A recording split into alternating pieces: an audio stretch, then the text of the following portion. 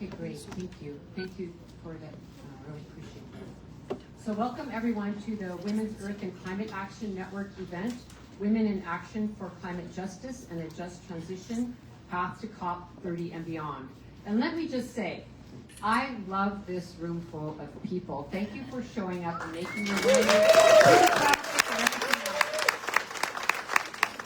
It just shows all the dedication of all of you and the work that you're doing, and we really appreciate you. My name is Osprey Eriel, and I am the founder and executive director of the Women's Earth and Climate Action Network WECAN. And I'm honored to be here on Lenape and Chinook lands, and I really want to honor our Indigenous relatives whose homelands we are on. We are here, as you know, across the street from the United Nations headquarters during Climate Week. And if you don't know, today is actually the day that the formal UN Climate Summit is underway, right now parallel to this event. I would rather be here than over there. There's a lot more solutions in this space than that space. So let's keep that in mind. And as we begin, I want to thank our incredible organizing team at WECAN, who put countless hours into organizing this event with their beautiful heart and soul, and all of our volunteers who Harriet Sugarman is always so kind to help us organize. We thank you so much. It's really a joy to come to New York and have your warm welcome and support. Thank you. Let's give them a round of applause. So there's two parts to this event. The first part is very short. It is going to be some opening comments, and then we're going to do a brief presentation on WECAN. We usually don't do that because we really believe in uplifting all of our colleagues' voices, but we got like 5 emails. Please tell us about what you're doing. So it's going to be a short statement on some of the things that we're doing so you can learn more about WECAN, and then we'll move into our formal program. We're going to be talking about our collective work with remarkable global leaders, mapping out strategies for moving a climate justice agenda forward, to COP30 and of course beyond, because COP30 is very important this year. But you know what, as one of our Indigenous colleagues said, you know what, it's COP30 for us all the time, every day. So we'll remember that as well. And with that, I just also want to welcome our online audience that is out there. Thank you for joining us. We really appreciate you also joining us. And again, to thank you all for being with us today. We know you have lots of places you could be, and you're here, and we really appreciate our community. So in this moment, when the path ahead feels really burdened with impossible obstacles, every single action we take matters. Our collective efforts to stand strong and speak out mean everything in defining our future. So we can see, those of us living here in the United States, how much our actions count. And this is a time to really stand up and be courageous. And I really love this word courage, because as some of you might know, the root of the word cur is from Latin, and it means heart. And I love the fact that we need to come from our heart, but the second part of the word courage is rage. So I'm standing here with my heart rage, and I welcome you to join me in this moment where courage is really being asked of us. With the rise of authoritarianism in this country and globally, a future of justice, care, and reciprocity with each other in the earth is one that WECAN and our networks are fiercely and lovingly fighting for. We will never give up hope, and we will continue to act in our full capacity for the sacred web of life and all of our communities. Today, I'm imagining a great mother tree in a wild forest, ancient, wise, and standing tall amid storms. And I imagine all of us as roots interwoven beneath this tree, drawing strength from one another. Each of us is part of the mother tree and the vast root system, feeding a living network of resistance, resilience, and renewal. And we need to draw upon this collective strength with one another.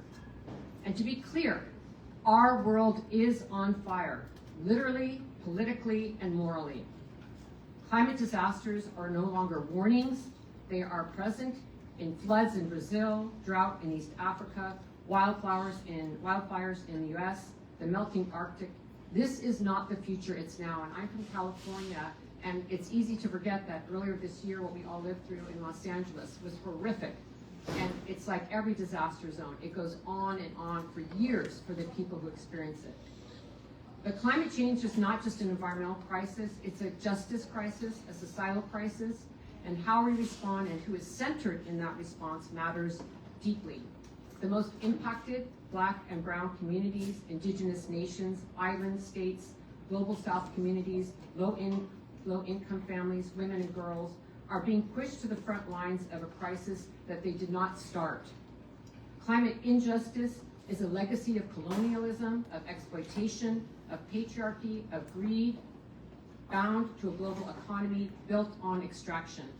And in too many places, authoritarianism deepens the harm, silencing voices, fueling violence, and blocking change. Here in the US, our leadership is calling global warming a hoax. We see in our country the exiting of the Paris Climate Agreement. This is more than a policy error. It's a moral failure, a global betrayal, and a signal to the world's polluters that it's open season. But this is not the time to step back.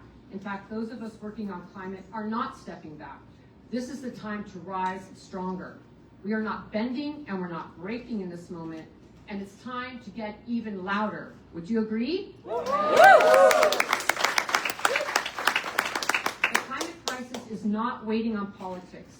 Our earth and our communities are calling on us. And it's vital to say that there's no climate justice without human rights. The egregious violence in Gaza, South Sudan, the Democratic Republic of Congo, and in other regions must stop. Yes.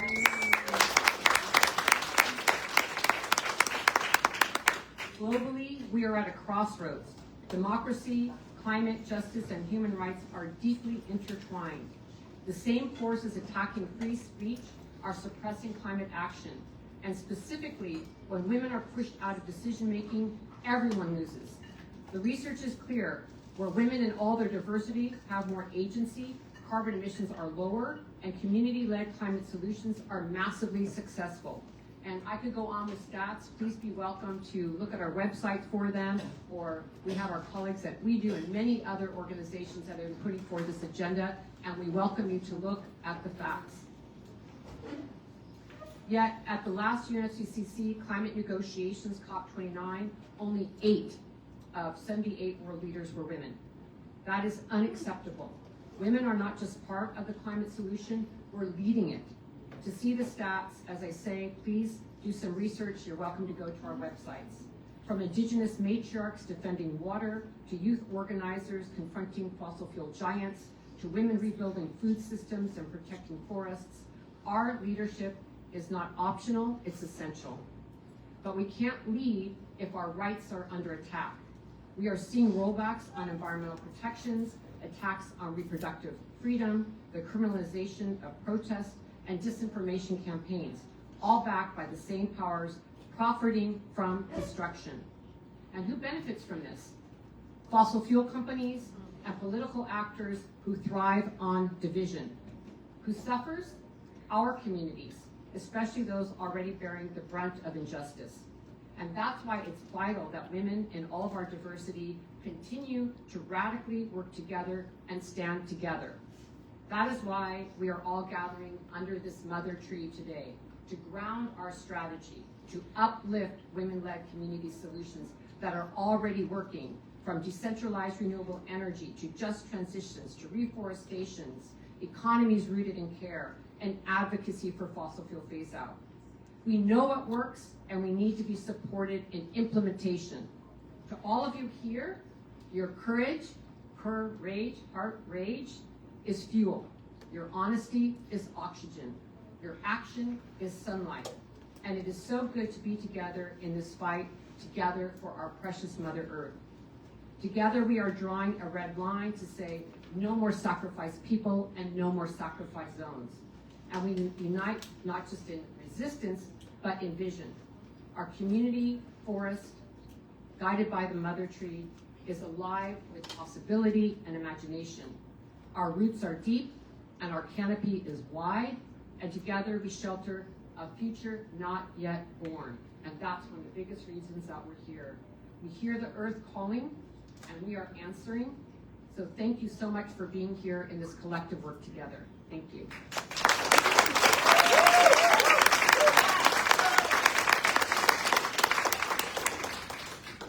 And now I'd like to invite to come to the stage Catherine Quaid, who is the Weekend Communications Director, and Ashley Guardado, who is the Weekend Outreach and Special Programs Coordinator. And they're going to share some of the weekend programs and campaign highlights. And to start this presentation, we're going to show you a short video because we thought it'd be great to see a lot of the women we love so dearly in action. So we're going to go ahead and show that, and then they'll come forward. Thank you.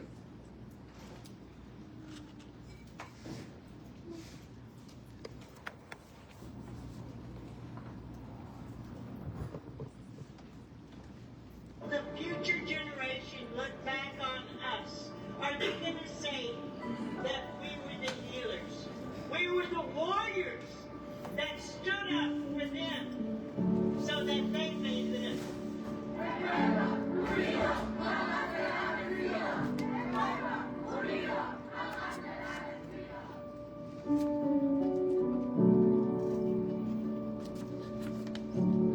In this time of colliding crises and failing infrastructures, worsening climate disasters, I do believe we have a time to act, to ensure a fast, fair, and equitable phase-out, and ensure a planet for current and future generations.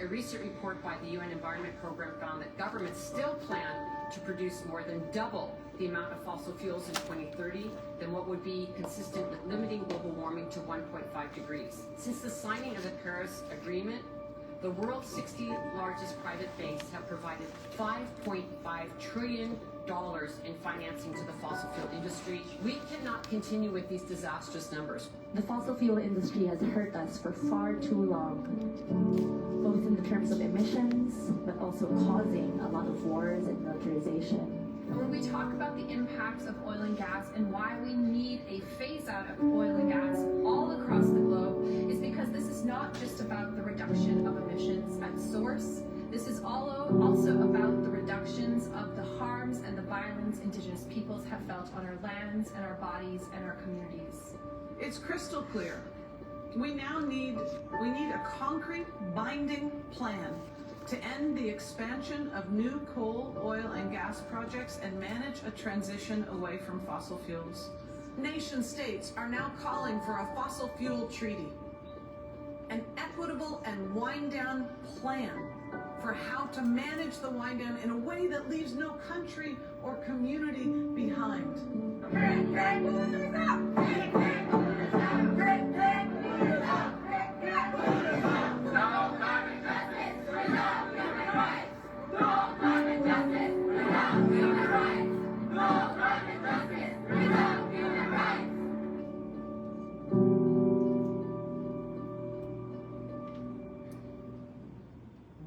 Nós, mulheres, precisamos continuar avançando juntas. E juntas estamos aqui também para apresentar soluções. Whether it's on the front lines of resistance to fossil fuels, protecting and replanting forests, creating food sovereignty networks, or advocating for transformative climate policies, women are leading the way. It is code red for humanity, and we're drawing a red line to say no more to sacrifice people and no more to sacrifice zones. We need to decolonize these spaces because, if the planet is still alive, it's because we, the women, are taking care of our lands. The message is quite clear. Feminists, frontline activists, frontline women, Indigenous people have long had the solutions, are advocating for these year in, year out, and it is time we heed to their leadership because we have long run out of time. E viemos fazer clamor. Não há possibilidade de barrar as mudanças climáticas sem considerar os territórios como solução número 1. Pela terra, pelas águas, pela floresta de pé, não podemos derramar sangue indígena no chão. We're enacting things in the Ponca territory like the rights of nature because we know that we as human beings are not separate from nature. But at this moment, we are nature protecting itself.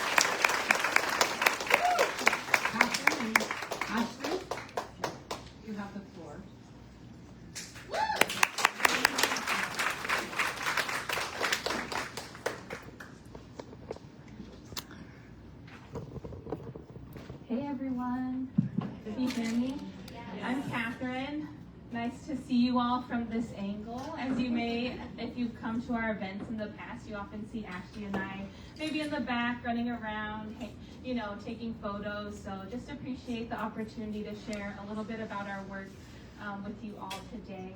As Osprey said, I'm Catherine. I'm the communications director at We Can and have been with the organization for over 6 years. In my role at We Can, I get to help amplify and uplift the solutions and leadership of global women leaders, while also seeking to challenge those current detrimental narratives and policies that really are harming, you know, many communities worldwide, and also get to support, you know, thinking of what solutions are we building as we, you know, look to implement a just transition.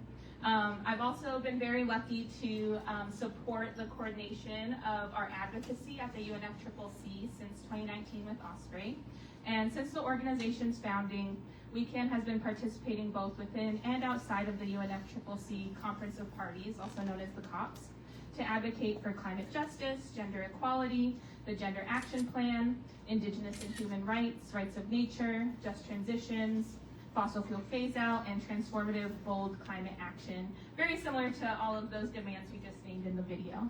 And within that space, We Can ensures that frontline grassroots and Indigenous women from around the world have an opportunity to speak for themselves in the negotiations, sharing solutions, strategies, and their expertise. We also provide policy briefs, reports, analyses to call for action from policymakers and government officials, urging progressive climate action that centers the lived experience of women and all their diversity worldwide. This year, along with many other groups, We Can is headed to COP30 in Belém, Brazil, to continue our advocacy with governments and policymakers. We're organizing a frontline and Indigenous women's delegation with representatives from around the world, already including folks from Brazil, Ecuador, and the US. We Can is also a member of the Women and Gender Constituency, a strong collective of feminist organizations and advocates that engage in the UNFCCC process throughout the entire year, and have been the leaders in ensuring gender-responsive climate policies in the COP space. We've been engaging specifically over the years in the working groups for the Just Transition Work Program and the Gender Action Plan, which both have vital agendas this year at COP. Further, We Can will continue to follow the ongoing tragedy that is Article 6, which was gavelled through at COP29 last year, and opens the door even further to the proliferation of carbon markets and market-based mechanisms to address the climate crisis. Frontline communities, researchers, and so many others have consistently shown how these markets do not work to stop emissions at the source and continue to contribute to human rights and Indigenous rights violations, and instead, we need to ensure real solutions that uphold collective values of justice and equity and do not commodify nature. And that's also why We Can has also consistently advocated for the rights of nature, a legal framework based on the recognition of the Earth's inherent right to exist, live, thrive, evolve, and regenerate. During COP30, the Global Alliance for the Rights of Nature, GARN, again, we have many of our partners here in the room, and We Can serves on the executive committee. GARN is organizing the International Rights of Nature Tribunal, where the forum will present a new pledge for Mother Nature. So look for that as well in November. And then also a part of protecting nature is also standing alongside the many environmental defenders who are risking their lives to protect global ecosystems and territories. Global Witness just released their report, their annual report, sharing that 146 land and environmental defenders were sadly murdered or disappeared in 2024, with 82% in Latin America. So as we prepare to go to Brazil, it's imperative to recognize the risk that Indigenous and frontline defenders are taking to protect their territories and subsequently our entire planet. In this vein, We Can is preparing to release 5 new country-specific toolkits for women land defenders to navigate the domestic laws of their country to achieve the protections of the Escazú Agreement, which is a binding agreement in the Latin America, Caribbean region that supports the access to information and protections for land defenders and environmental defense. And we've already published 6 of these toolkits, which are specific to different countries, that are already available to the public and on our website. So we're excited to continue sharing these as a resource for women land defenders throughout the region. So these are just some of the many solutions, strategies, and frameworks we and many others in the global climate justice movement are planning to bring to COP30. Ultimately, we know that this year we need countries to come together and meet the moment by listening to the strategies, frameworks, and solutions of global women leaders who are experts in climate action, and action that is actually grounded in care, justice, and reciprocity with our living planet. And we know we have these solutions. These are just some of them, and we're going to hear from really wonderful panels today with more ideas, more solutions, as Osprey said, from the mother tree, from our communities.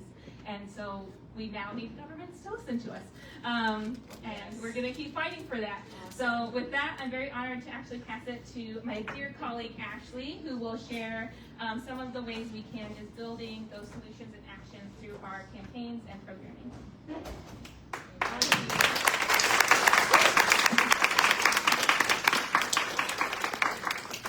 Hi everyone, thank you so much for choosing to be here in this room with us. We really hold dear each familiar face that we keep seeing at these events, and we warmly welcome all of you who are new. As was shared, I'm Ashley. I'm usually hanging in the back doing things, but I'm honored to be in community with you and to share a snapshot of our work that is rooted in frontline leadership, deep systems change, and the vision of a just and thriving future for present and future generations. So our primary work is with women on the front lines of climate change, in particular Indigenous, Black, and Brown women. We believe it is essential to work with decision makers at every level, and thus our network engages with women at the highest levels of government. And WeCan is a small team, but a mighty team, and so we work with networks and leaders in over 50 countries. And like our relative, the tree, our programs branch out in strategic directions, reaching across the deeply interconnected movements of fossil fuel resistance, food sovereignty, advocating with financial institutions and governments, as well as forest protection. To first highlight our fossil fuel resistance work, WeCan stands in solidarity, often shoulder to shoulder with Indigenous leaders, frontline communities, and grassroots advocates to stop the expansion of fossil fuel infrastructure and to accelerate a just transition. From North America to the Amazon rainforest and around the world, we are driven by the mission to safeguard water, land, and communities, standing against the harmful practices of fossil fuel and extractive industries, be it pipelines, exports, mining, deforestation, and more. WeCan is proud to serve on the steering committee of the Fossil Fuel Non-Proliferation Treaty Initiative, a global effort to halt new fossil fuel expansion, phasing out existing production in line with climate science, and build an equitable transition to renewable energy. WeCan has also just released our latest edition of our annual report, The Gendered and Racial Impacts of the Fossil Fuel Industry in North America and Complicit Financial Institutions. Great title. This is a critical resource and advocacy tool that spotlights the intersection of gender, race, fossil fuels, health, and safety impacts, and the role of complicit financial institutions. In tandem with these research efforts, I want to also uplift our continued engagement with financial institutions through our annual Equator Principles Limited workshops and Frontline Women's delegations.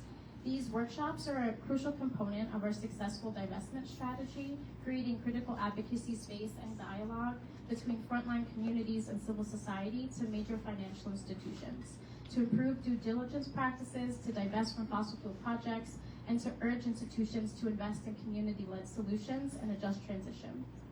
Our fossil fuel resistance continues on the ground as well through campaigns like our Stop Line 5 effort.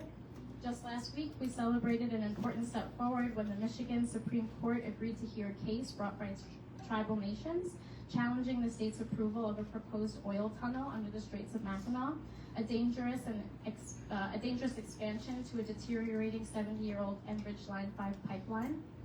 This pipeline and proposed tunnel threaten the Great Lakes, which hold 20% of the world's surface freshwater. But resisting extraction is just one branch of our work. We also invest in solutions with WeCan coordinators in diverse regions of the world. Through our WeCan Women for Food Sovereignty and Security program, we work on the ground with Indigenous and frontline women from the Gulf South, the Ponca Nation, the Ecuadorian Amazon, and the Democratic Republic of Congo to secure food and medicinal sovereignty, preserve traditional knowledge, and build climate-resilient communities. In the Gulf South, the Oklahina Quiche Holo is a network of Indigenous farmers working to reestablish trade routes and mutual aid networks, while in Oklahoma and the Ponca Nation, their incredible earthen lodge provides Indigenous just transition practices. And in the DR Congo, we're eliminating malnutrition for over 10,000 people for communities historically affected by conflict. Together, these projects show that women-led food systems are climate justice in action, protecting biodiversity, supporting local economies, reducing emissions, and creating a path towards a just and inclusive future. And finally, through our Weekend Women for Forest program, we work with women leaders to protect standing forests and restore degraded lands across North America, the Amazon, and the DRC, safeguarding some of the world's most important carbon sinks while defending culture, biodiversity, and community resilience.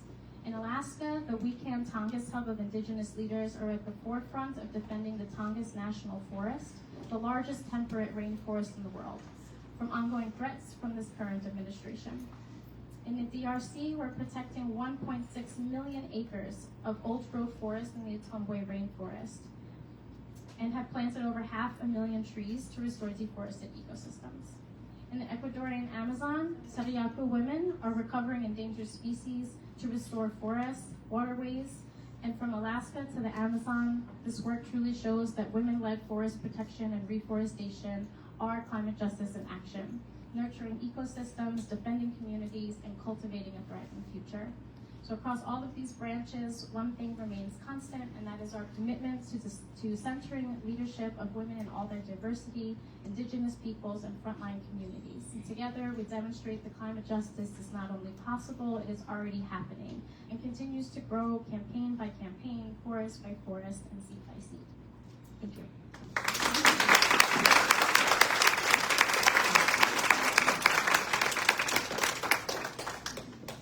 you. Thank you so much, Ashley and Catherine.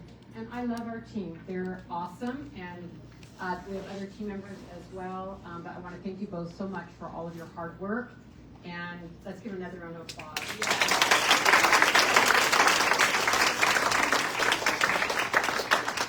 So lastly, we wanted to mention, because there's speakers in this room who participated, in June of this year, we hosted the Global Women's Assembly for Climate Justice, Path to COP30 Beyond.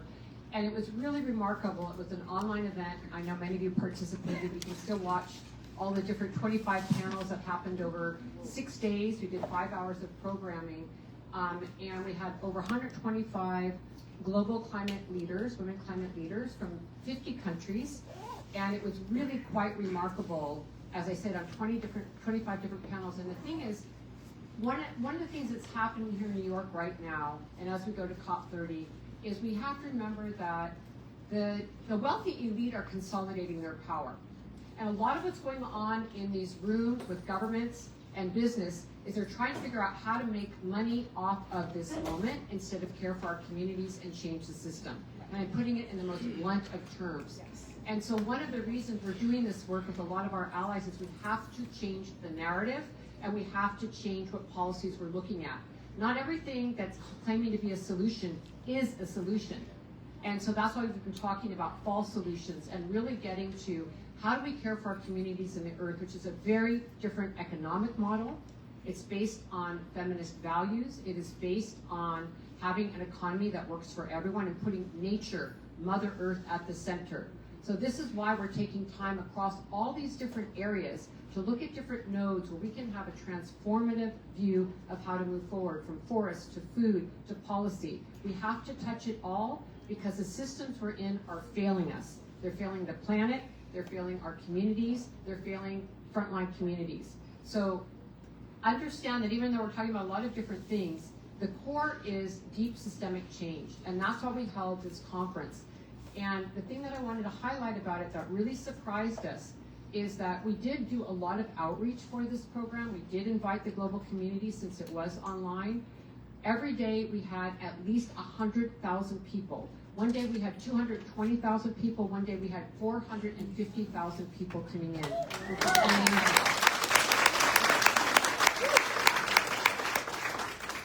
So it just lets me know that when we get our voices out there and we stand up to authoritarianism, we stand up to the threats to democracy, we stand up against these corporate structures, we stand up to capitalism, we stand up, we can win. And the voices of the people are there. So thank you so much for joining us in that. So with that, I would like to now invite our first panelist to come to the front of the room. We've had a little bit of adjustment because of people's schedules, which always happens. And so I would like to invite our first, I'm gonna introduce you all, but come on up as I'm inviting you up here.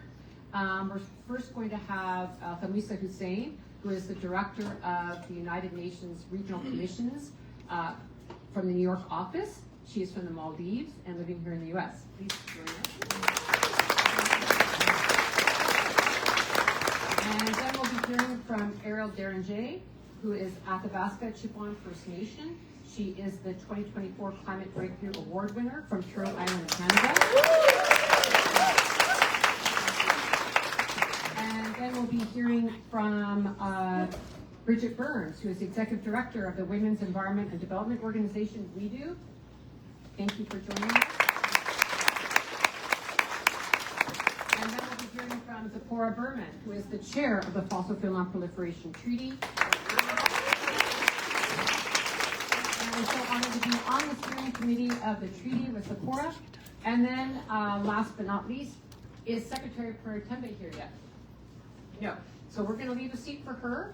And we learned during Climate Week to go with the flow. People are moving about.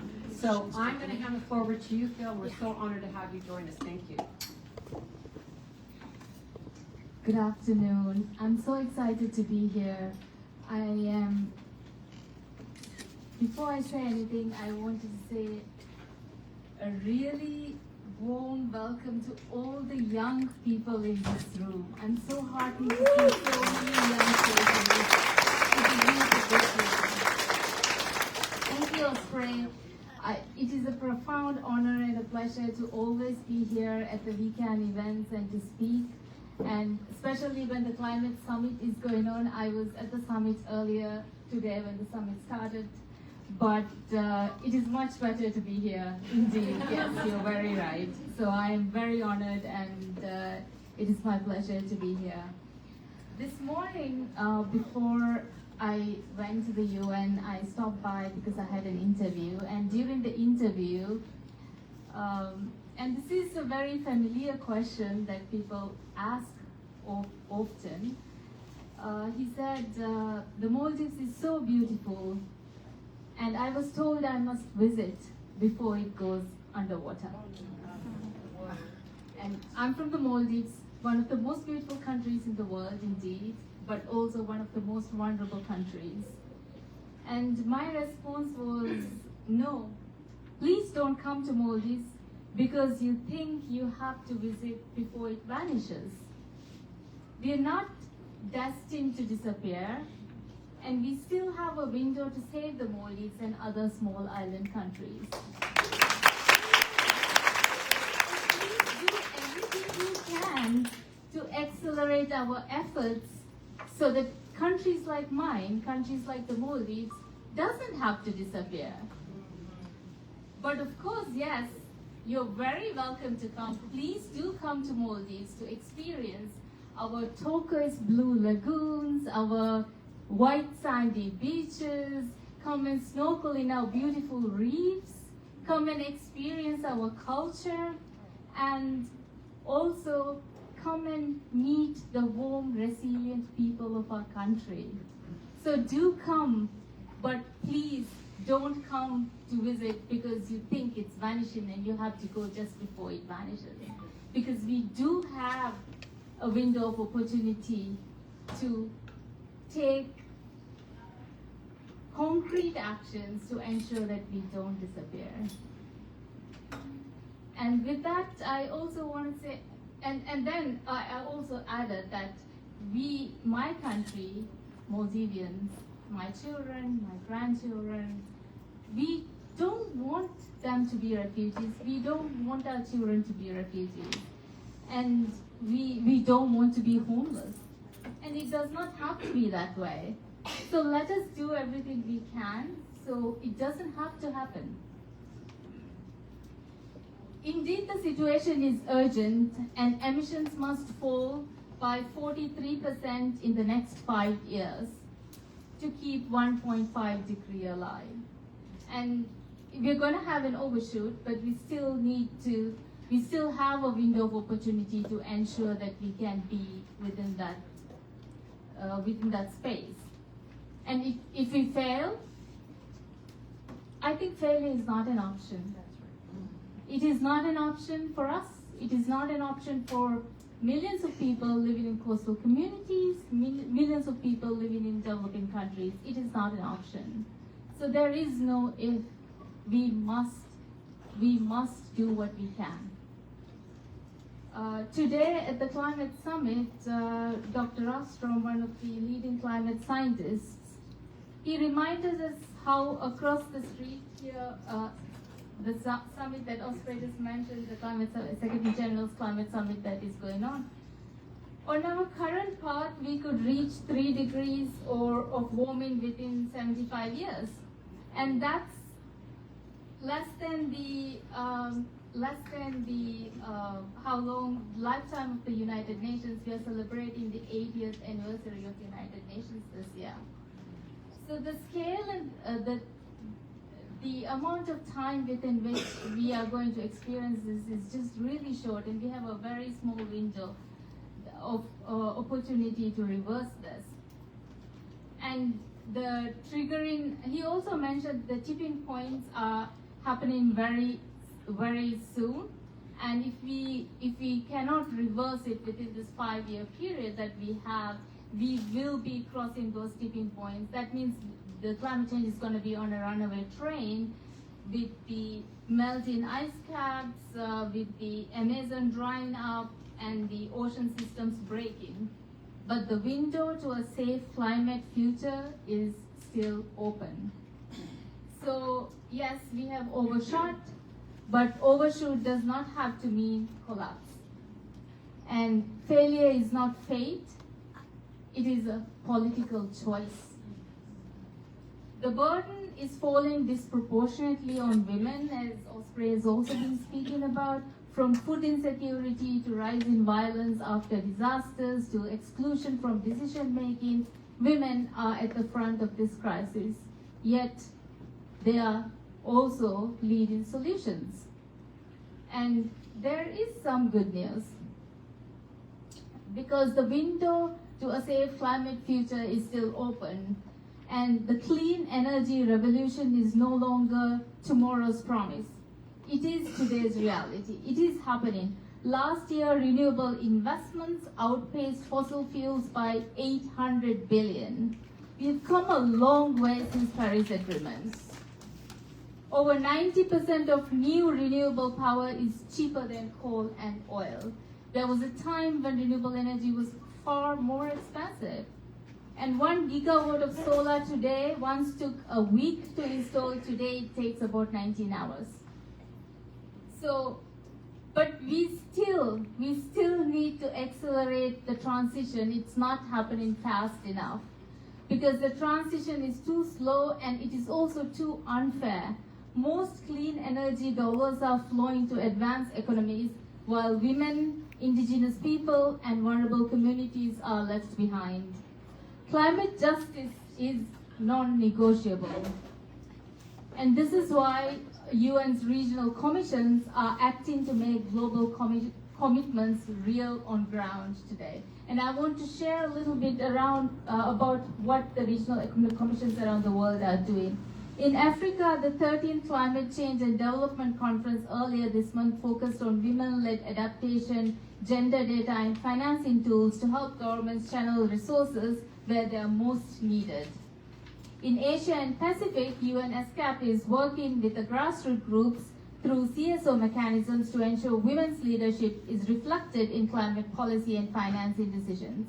In Latin America and Caribbean, UNECLAC, the regional conference on women adopted in August, Tlatelolco, forgive me if I'm pronouncing it wrong, it's Tlatelolco commitment, embedding gender perspectives into disaster and climate policies while calling for financing that reaches indigenous and rural women.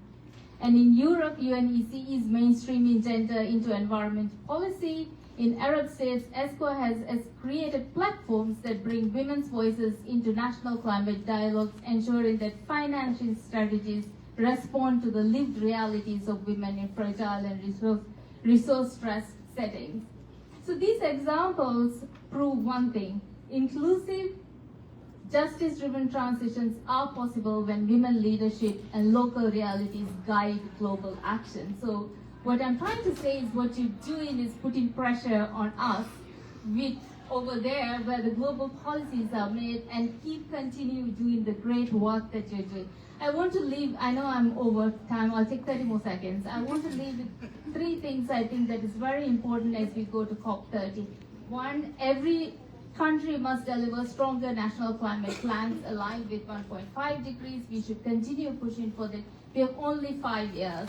Second, transition must be just, anchored in human rights and led by communities, especially women. And third, finance must finally flow to the front lines. Women-led and grassroots groups cannot keep building solutions with empty hands.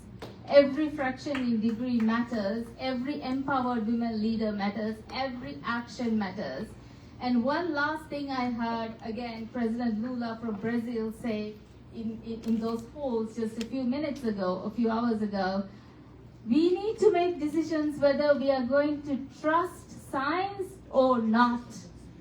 And that is something I think everyone in this room should agree.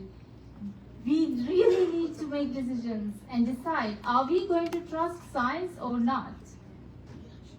United Nations stands with you, the Regional Commission stands with you. Together, let us make COP30 not just another meeting, but a turning point towards justice and survival. I thank you.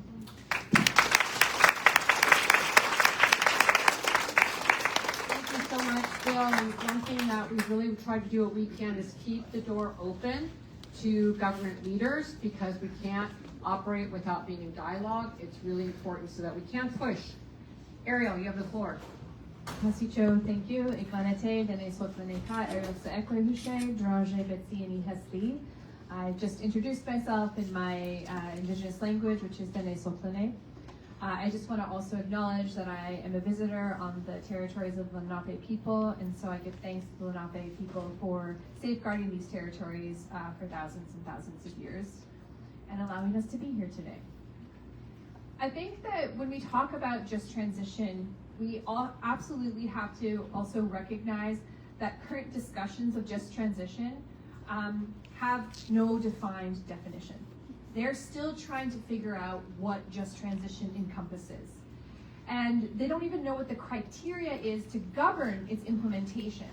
And so while it hasn't been defined, there are many people filling the halls of UN meetings, state champions or state dignitaries going places, corporations, private corporations, lobbying governments to try to define what a just transition is. And so while they're clamoring to try to figure out what it is, there are people trying to sell their solutions to governments and to the world leaders.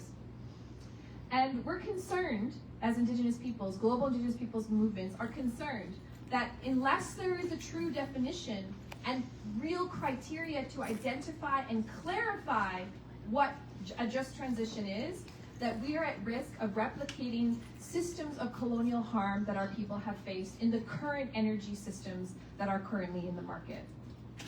And so as we move forward, one of the biggest concerns is that just transition right now is leading to a lot of greenwashing of destructive practices that are already violating the rights of Indigenous peoples, destroying our lands and territories, and they're giving way to projects that are simply just trying to create a polluter pays system or market mechanisms that are just trying to move carbon around the planet.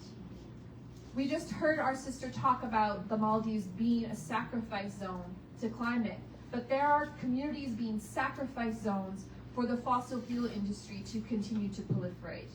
If we do not talk about, and I'm sure Zipporah will hit on this, a phase out of fossil fuels as part of a just transition, but also we must include a part of the just transition, how Indigenous peoples are included and incorporated, not just in building the new just transition, but defining what a just transition is. Currently, a lot of the just transition discussions are around energy, but those renewable energy systems that are being marketed to state dignitaries and world leaders right now require the mining of rare earth minerals such as lithium, copper, nickel, chromium, helium. They involve things like constructing mega dams, establishing palm oil plantations and other monocrop plantations, building industrial wind farms are just some of the examples that we're seeing. A lot of these projects are being proposed on Indigenous lands and territories without our free, prior, and informed consent. We cannot talk about energy systems, renewable energy systems, if they are going to continue to replicate harms against Indigenous peoples.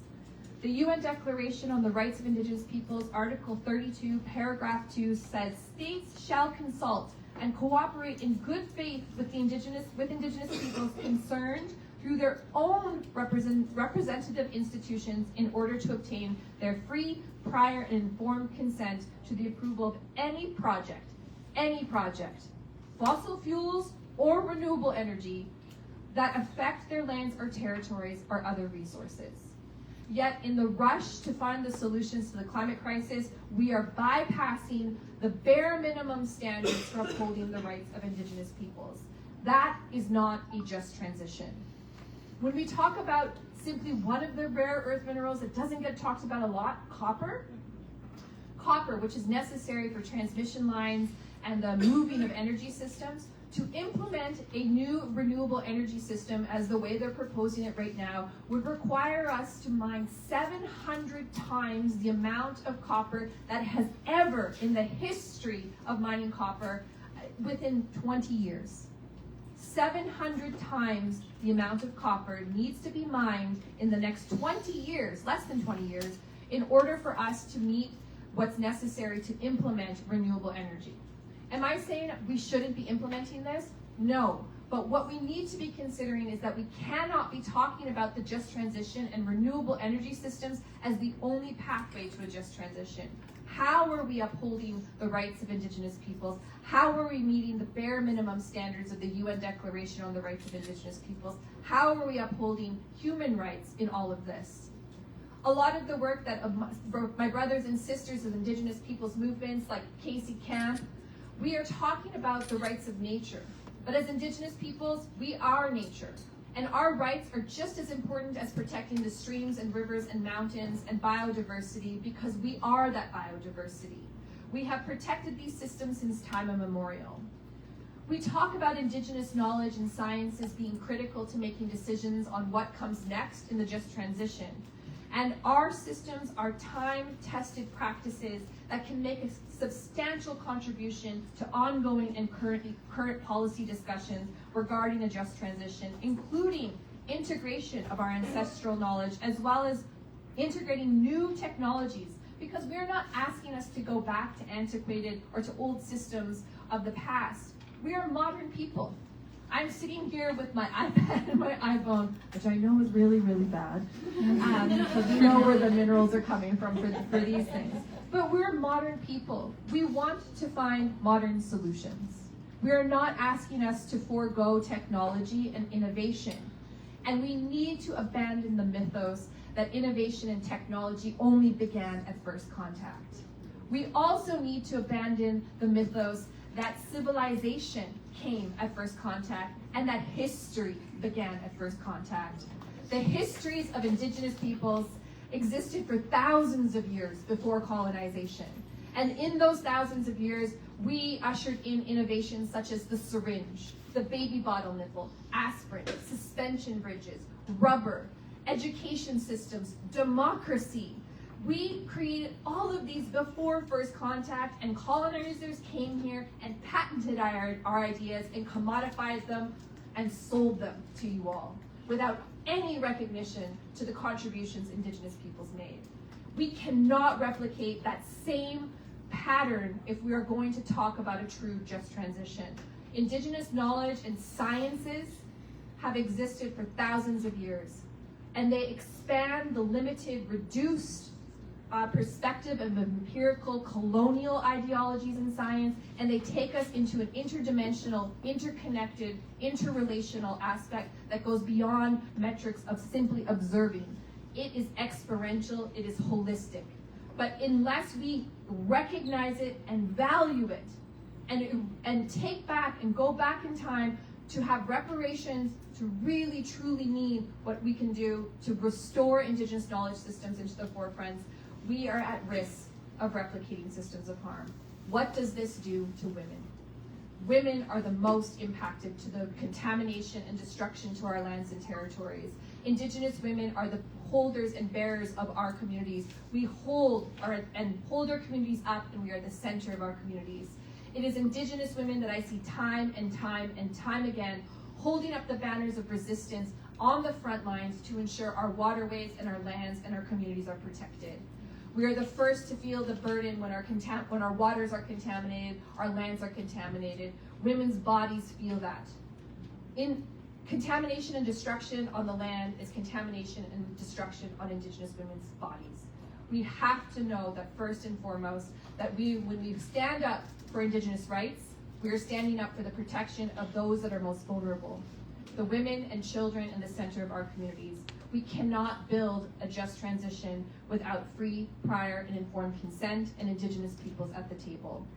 I know I'm over time. I'm going to give one last pitch. As part of my Climate Breakthrough Project, I'm tired of trying to find ways to weave Indigenous knowledge and Western sciences together. It's time we look at the strengths of global Indigenous peoples' knowledge and begin to weave that together to ensure that our strategies are funded and valued, and that we are benefiting from them, not colonial systems. So the project I will be launching at COP30 this year will be called the Woven Project, that aims to weave global Indigenous peoples' knowledges together to build an international and global Indigenous climate justice movement that actually restores Indigenous peoples as climate champions and leaders across the world. Thank you.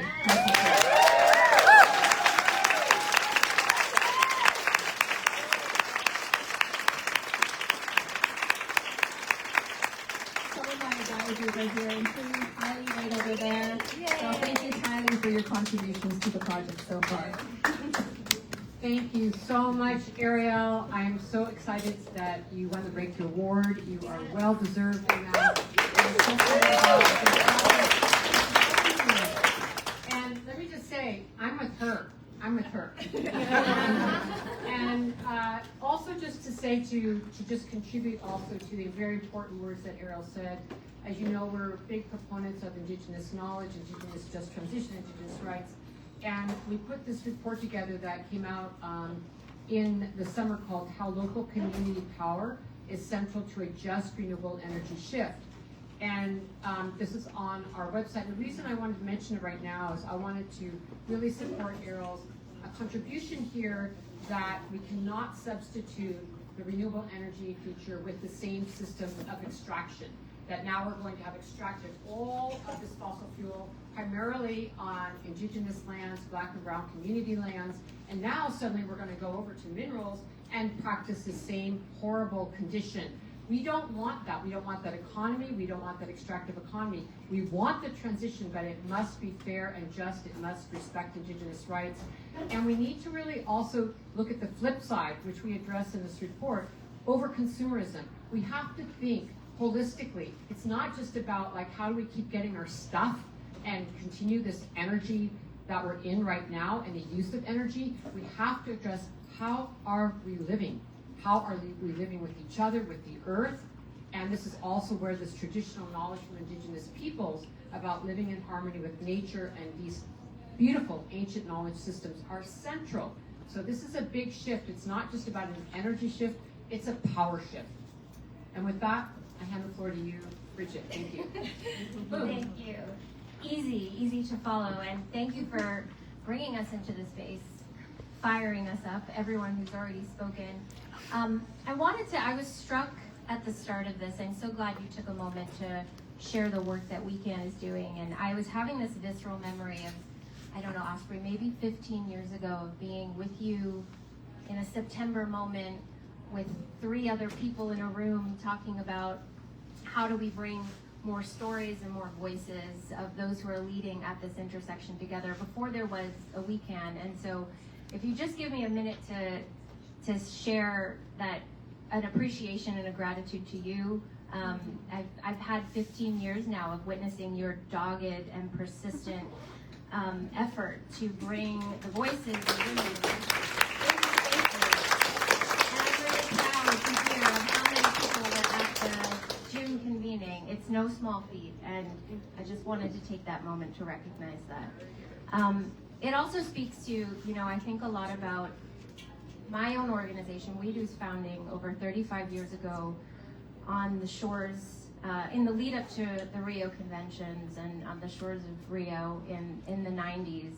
And we always talk about how that was a convening forged in friendship, forged in women leaders at multiple different levels, from the great Vandana Shiva to Wangari Maathai, Bella Abzug, finding each other in a moment and saying we need to center women's voices in environmental outcomes, and then really building political advocacy and sustaining it through resistance and through friendship. And sometimes it can feel, I'm sure all of us get asked, how do we sustain pace and momentum and hope when we're fighting for climate justice and gender justice? And I actually think it's the privilege of this work and being in spaces and hearing of Indigenous resistance and knowledge, and we're able to have a different worldview, a longer worldview of what is possible. And so what can feel like, looking back on 35 years, how far we haven't come, how much hasn't changed, or even how much we've backtracked. What I tend to look at is the persistence and the seeds that we have built, and the refusal for us to give up on the dreams that we have, the world that we are trying to imagine.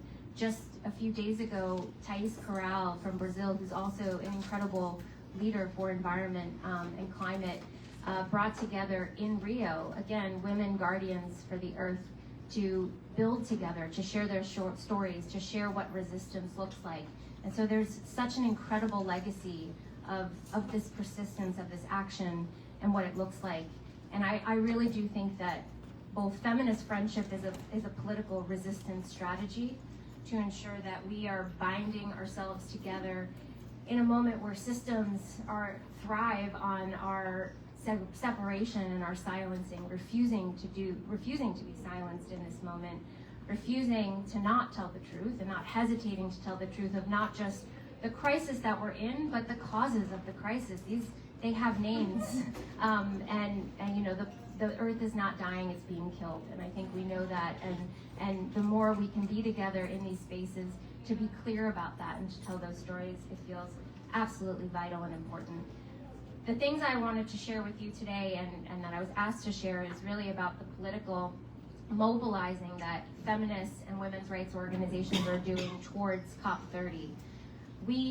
We often, every year, we talk about, are we complicit in harm in a space that isn't delivering what it's supposed to? We don't go to those spaces seeing them as sites for transformation in and of themselves. And we always ask ourselves, should we be engaging or should we disengage? And the mantra we have come up with is that we refuse to cede multilateralism to power politics, but we are also not going to be disabused by the idea that this is where transformation happens. We are going to instead use it to seed action and solidarity. And so that means doing extremely technical work and imaginatory work where there are issues like just transition, for example, on the agenda, to understand what is the power politics at play, what harm could happen if we are not addressing those harms, and where is there a possibility for transformation. So whether it's in standing alongside our Indigenous siblings to fight for those rights to be centered in any conceptualization of just transition, putting forward the concept of a care economy as also a possibility when we talk about a just transition. We, as feminists who have often, I think our superpower, I think it was my colleague Ifat from Madre who said the superpower of feminists is our imagination, because we have always been imagining a world that does not exist, always been imagining a world that is more centered on justice, one that invests in care over harm. And so what does that mean in a conversation around a just transition? How do we break free the narrative from simply an energy transition to one that is really divesting from harm to invest in care. And even the fact that that word care is in a negotiated text, a draft text of the UN FCCC, is the work of hundreds of women's rights feminist advocates to try to reframe this system and reframe these conversations into one that builds up and centers gender justice. There's also negotiations around a gender action plan, which we see as one additional lever to make sure that all actions and outcomes under the Paris Agreement, under the UNFCCC, that we are dogged in our persistence that they both center gender equality and they center human rights. So it's exactly as you just said, Osprey, we are not shifting from one system to the other to another where the same corporate and entrenched powers still own those systems, still own our energy systems, and are going to own our lands and our bodies. And so this is why we continue to engage in these spaces. It's why we continue to build this solidarity together. And I think it's why it's so critical and important that we always take a moment when the climate summit is happening, as you said, to gather together, to see that power in our political resistance, in our friendship, and in our solidarity, and hearing from each other, and celebrating where we can, the wins that we can make in the multilateral space, but refusing to see that as the site itself for transformation. We go there to build solidarity, to seed solidarity, and to refuse to be part of the circus and refuse to be part of the corporate capture of that space. So I just wanted to end again with a deep sense of gratitude to our friendship, to the friendships that we've created amongst our organizations who work in the women and gender constituency, the friendships at this table, which I know go back many, many years, and really invite you to continue to see every single moment where you are having a systemic conversation, where you're calling out these actors of harm and you're trying to imagine the alternatives as part of our political resistance in this very, very critical moment of despair. That is, I think, where the power still lies. Thank you so much. Thank you so much, Bridget, and for your generous words. And let me also take a moment to thank you, Bridget, who has been leading up the Women's Environment Development Organization for years, for over 15 years. And really, if you talk to anyone in the gender space about who is leading out with the gender and women constituency, there's many from many different countries, but it will inevitably go back to Bridget. It will inevitably, yes, in many ways, go back to Bridget's leadership, who has been holding that very, very strongly for well over a decade. So I want to thank you for that and your strong leadership and just being true and ensuring people's voices are heard from all over the world and that we're really being well represented. So thank you so much for your friendship and your work. Thank you.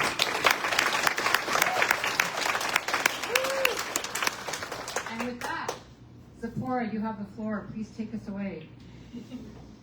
Thank you so much, Osprey. And it's such it's like therapy to be in this room, actually, after the last 24 hours, and especially with He Who Will Not Be Named speech on the floor of the UN. I'm so deeply appreciative of being here with all of you.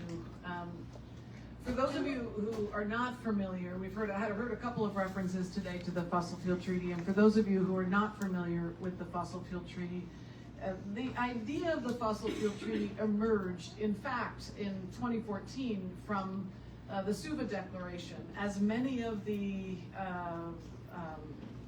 kind of visionary climate leadership initiatives have emerged from the South Pacific. These are the nations that are some of the most vulnerable nations in the world, and they brought us the ICJ, the International Court of Justice this year. Everybody, massive win. So many things, and I'll talk about that in a minute, but they brought us 1.5, they brought us less than damage, and in 2014 they proposed the Suva Declaration, which was the first time anyone had ever said, we need to stop expanding the production of fossil fuels. And in some ways, I'm glad that for some of you that seems like, well, yeah, of course, we have to stop expanding the production of fossil fuels. But social norms are strange in that once they shift, everyone's like, didn't we always say that? In fact, the words oil, gas, and coal don't even appear in the Paris Agreement. And for 29 years, we have had climate policy developed at a domestic level in countries, in states, in cities, and international negotiations only about reducing demand. So countries have been negotiating how much they're allowed to pollute, just looking at emissions. It's like we've been trying to cut with only one half of the scissors. We have not been constraining the supply or production of fossil fuels. And Monday, the new production gap report came out. It shows that we're on track to produce 120 now, more, 120% more oil, gas, and coal by 2050 than we could ever burn and meet the goals of the Paris Agreement. So we spent $1 trillion last year in new fossil fuels, and we're fracking, we're digging, we're exploring for all these more fossil fuels that are destroying lives and livelihoods, even while we know it's the stuff that's killing us. Because why? Because this was a plan. It was a plan by the fossil fuel industry to make sure that their products were invisible in climate policy and climate negotiations. Never forget that the onus is on us as consumers to reduce, change our lifestyle. The personal carbon footprint was an idea developed by BP 20 years ago. So we keep building all this stuff, but what we build today will be what we use tomorrow. So building on that idea of the Suva Declaration a number of years ago, a number of us got together with lawyers and diplomats from around the world and said, what can we learn from the Landmine Treaty, the Chemical Weapons Ban Treaty? There's actually no other issue in front of the UN that only has one treaty, by the way. There's many companion agreements and multiple treaties for each issue. So the Fossil Fuel Treaty would be a companion to the Paris Agreement, a work plan on how do we stop the expansion and production of fossil fuels, because we need countries to cooperate on this.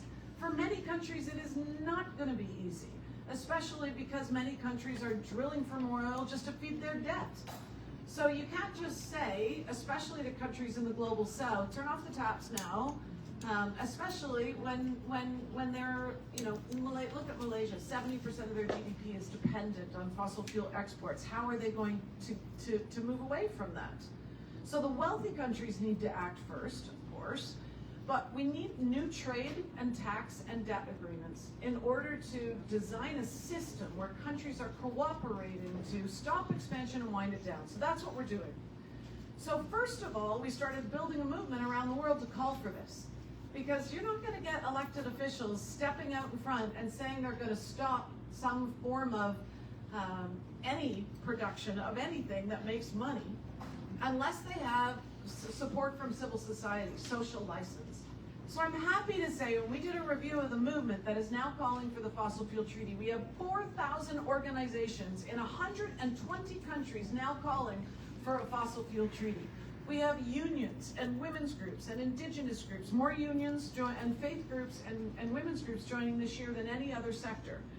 All standing up and saying, no, we can't do this just with the Paris Agreement. And it's not a transition if we're continuing to grow the problem. So building the movement, building the knowledge base.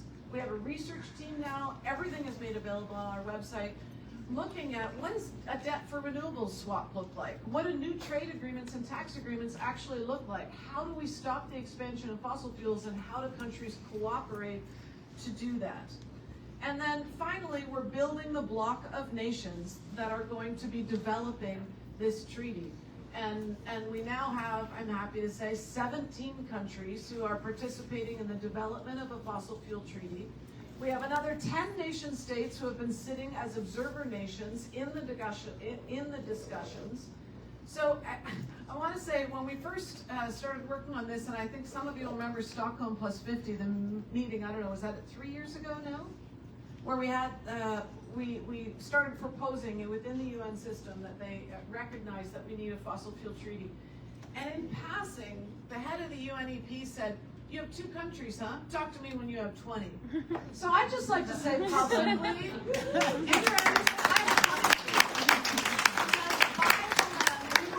20 countries. And why is this important? a lot of intransigent issues where you had vested interests that were holding us back. Saudi Arabia, the US, Canada, my own country, Argentina, many countries who right now have massive, well, Norway, Australia, I'll say the wealthy countries first, who are expanding fossil fuels the fastest, have been holding us back in the process because it's a consensus-based process with 190 countries. So the most exciting news I can share with you is that 2 days ago, Colombia announced that they're going to host the first ever standalone diplomatic conference on fossil fuel phase out next year. So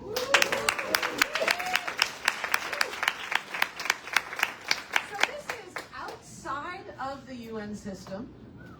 And this is not, again, if you look back in history, the Ottawa Convention brought us the Chemical Weapons Ban Treaty. Ottawa hosted it with 20 other countries. It was a build it and they will come model with countries that wanted to cooperate with high ambition, creating the rules and setting the table and using voting rules, not consensus, and creating a strong treaty that we can build upon. That's what we're doing. Colombia's conference will be the first diplomatic conference, but already other nations are stepping up and saying we'd like to be the second or the third. We're going to do a series of diplomatic conferences on fossil fuel phase out that will lead to a fossil fuel treaty. And I think it's, I think that's a really exciting move by Colombia. And I want to, before, I think I have some more minutes, I want to take a couple of more minutes to reflect a little bit, though, on the moment that we're in here well, first of all, I promised I'd explain the ICJ. For those of you who don't know, the International Court of Justice opinion on climate is an incredibly important tool in our toolbox right now. It is precedent setting for legal action at all levels, to guide policy, to increase ambition at all levels. I can tell you that every major oil company in the world got legal opinion after the ICJ telling them this is real and you're in trouble. Their own lawyers told them that. And it's not us radicals now saying that production, consumption, and subsidies of fossil fuels is wrong. It's not just the UN Secretary General or the scientists at the IPCC or even the economists at the IEA who have all said that. No new projects fit. It's the highest court in the world has said clearly that these are internationally wrongful acts. Expanding fossil fuels, new projects today, is illegal under international court. And I think that's really critical. And I think Gavin Newsom should have read the International Court of Justice decision before signing the act that he signed today. And I wanted to mention what California has done this week, because last year Gavin Newsom stood here and talked about how we have to fight back against big oil, and California was suing big oil. And this week he passed a bill called the Clean Energy Affordability Act. And tragically ceded ground on affordability. You walked right into the industry's message box by saying that it is going to be critical that we allow another 2,000 oil wells to be drilled in California. It's in the bill. A complete flip-flop on oil drilling. And it's in part because the industry has spent so much money telling people that it's fear-mongering about scarcity and price increase. And it's absurd. We know that renewable energy today is cheaper than fossil fuels. We know that it is going to reduce people's bills and costs, and it is an affordable solution because the sun doesn't send you a bill at the end of the month. And that is why the industry is fighting so hard. This is the last gasp of the fossil fuel industry, and they will continue to fight because they have made $2.8 billion in pure profit every day for the past 50 years. $2.8 billion in pure profit every day for the past 50 years. So make no mistake about it, this is the most powerful industry in the history of humanity. And these companies are not going to manage their own decline. We are going to need countries to cooperate and governments to step up and face those companies and to say no to new expansion. And if we're going to do that, that means we all have to act. We all have to be calling on our governments to do that.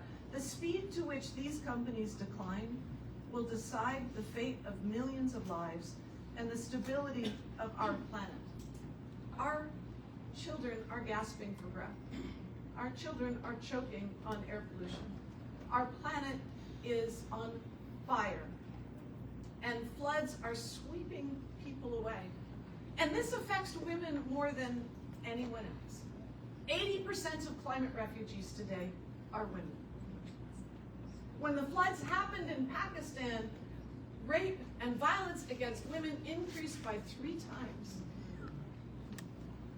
This is, in fact, a fight for our lives. It is a feminist fight for our lives against one of the most powerful, male-dominated industries that has ever existed on the planet. And when Trump mocks climate change like he did in the UN yesterday, and calls it a hoax, it's performance with a purpose to reassert dominance over nature, over science, over our bodies, over women, over Indigenous people. These issues are all connected. This is not about energy policy or technology. It's about ideology. It's about power. Energy issues have never just been about transportation. They're a cultural system of petromasculinity that sees nature and Indigenous communities and racialized communities, those closest to the land, as obstacles instead of what we know they are. The power that we need and the knowledge that we need in order to change this system. They're trying to drown us in a fire hose of toxic masculinity and bullshit, but what they don't realize is that as they try and bury us in their constant barrage this year, that we are seeds. And seeds grow in the darkness. That's what happens. Seeds germinate in the darkness. And this dark moment is our time to germinate new ideas, to challenge that dominant agenda, to stand up to the fossil fuel industry and bullies like Trump, because history is made by those who show up. And we are showing up.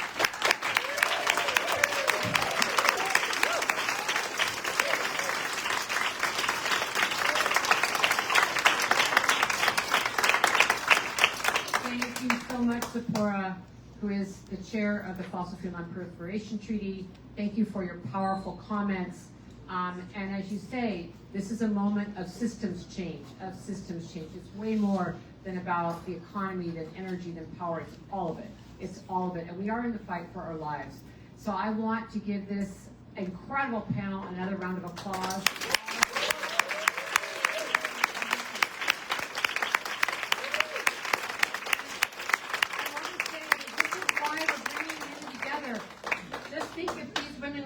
We're running the country right now, and over there at the United Nations doing that work, where we would be. Let's make it happen.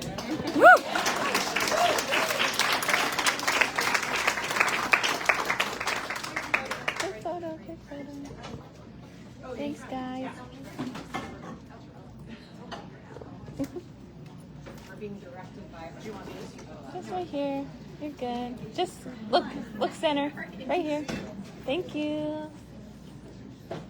Okay, appreciate it. Woo!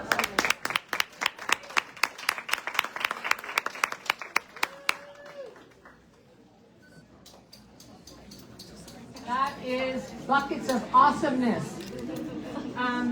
But before we bring up our next panel, I want to share with you something that is really important.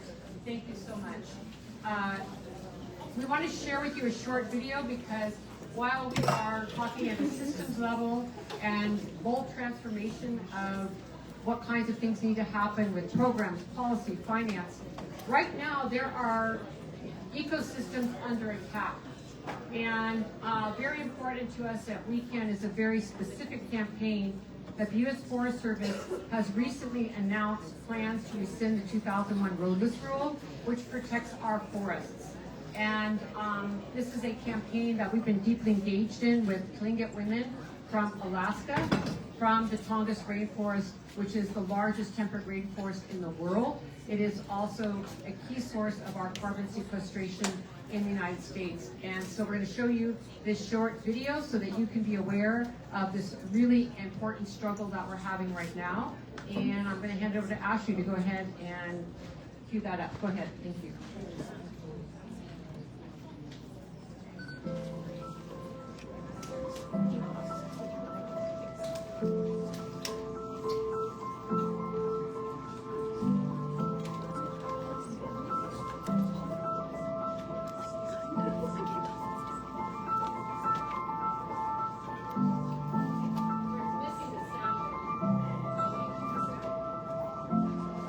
We fought real hard for what became the roadless rule for Alaska in 2001. Now they want to roll it back and we can't. They again haven't talked to us. We have come here to speak with those on Capitol Hill to ask that we be looked at as human beings, not as relics that have been put into the museum. We need to be heard. It's important that we work towards making this roadless rule a law, so that it cannot be tempered with the whim of one election to the next.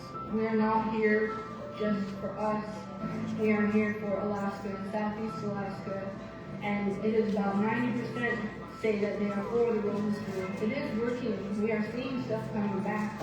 It's like a dominoes effect. You take these trees away, everything else is going to fall. Not just the animals, not just the plants, but the people. The roadless rule is making a difference. But we need to keep it there, otherwise it's going to be gone.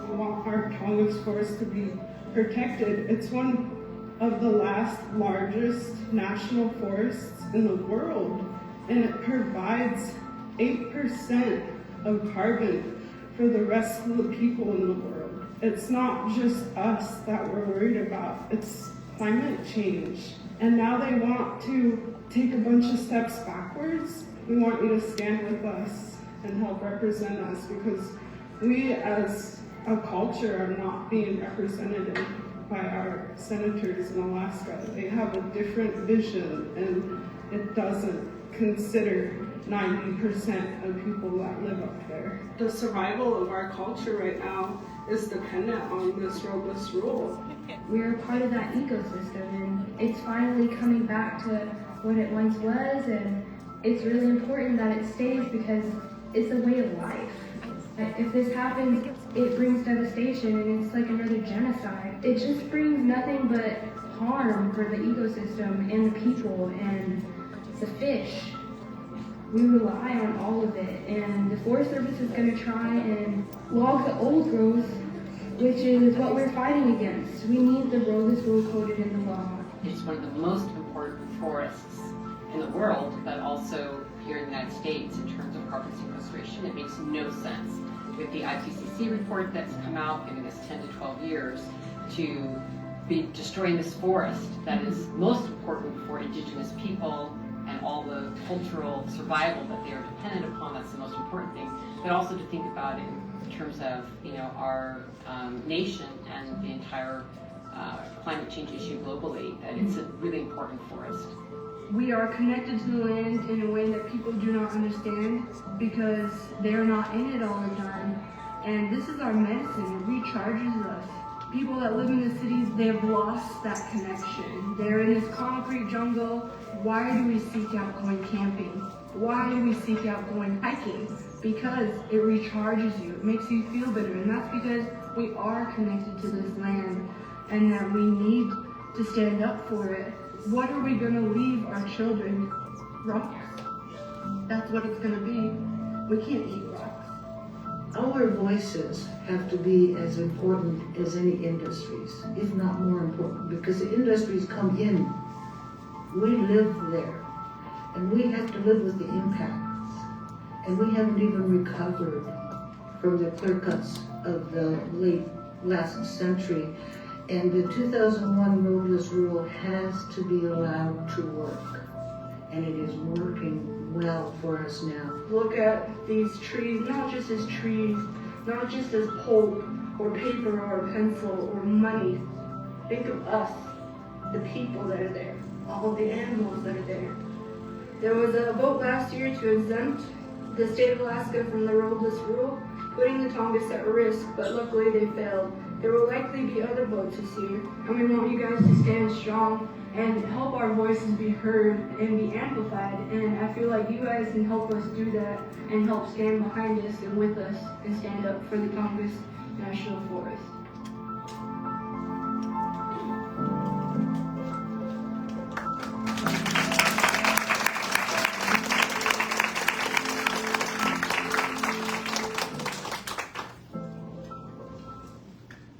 So last time the Trump administration came into office, they rolled back the roadless rule, and then when the Biden administration came in, we brought it back, and we had a victory, and we got the roadless rule reinstated.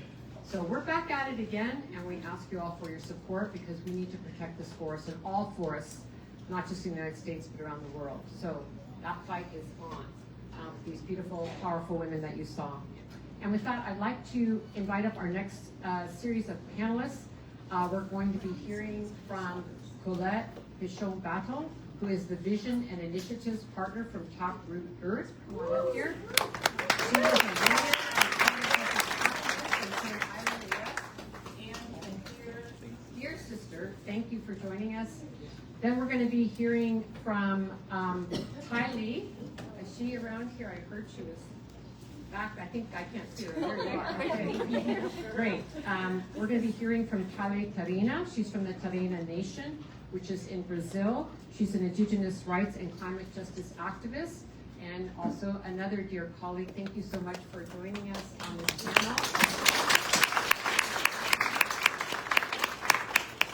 And then we'll be hearing from Josie Kengong from the Kengong people. She is the Executive Director of the National Association of Indigenous Women Warriors of Ancestry, ANIGA, from Brazil. And we're very, very honored to have her here. She'll be giving us some help with some interpretation. And it's really wonderful to have Josie here because she's representing, as I said, ANIGA, which is, if you don't know, is this incredibly powerful group of Indigenous women leaders from Brazil who have been working and marching and changing the political context of Brazil. Some of you might know Sonia Guajajara, who came out of the ANIGA movement, who was a co-founder of the movement and is now the Minister of Indigenous Peoples of Brazil. There's also Claire Tembe, who unfortunately could not come. She was scheduled to speak tonight, but she's also involved in government and got pulled away. She's the Secretary of State of Secretary of State of Pará, where the Belém COP will be taking place. And so it's just been really exciting. And there's Célia Jacarriba, who's also another minister. So we're seeing out of this Indigenous movement this incredible leadership of Indigenous women getting into government. I think it's really exciting. So we're really glad to have you here, Josie, to share more about the plans for COP30. And then last but not least, there is Casey Camp-Hornet. Woo!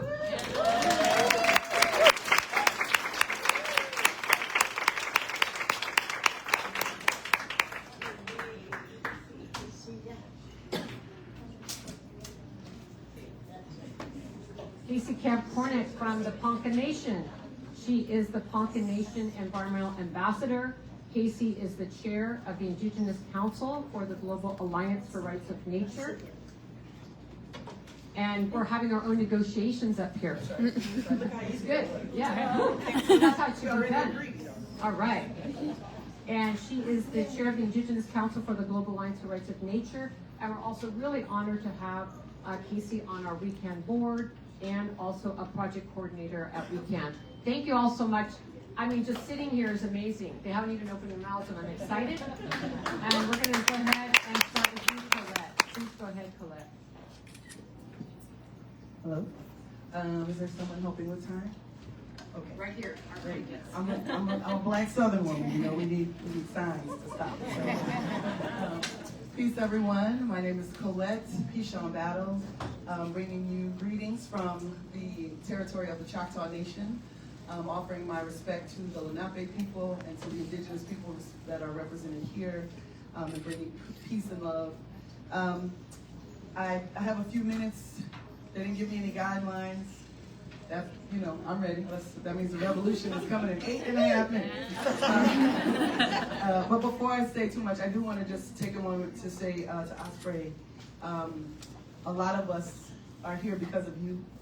A lot of us are in this work because of you, the way you continue to put women and women leadership out front. I just want to say thank you, sister. We appreciate everything that you continue to do.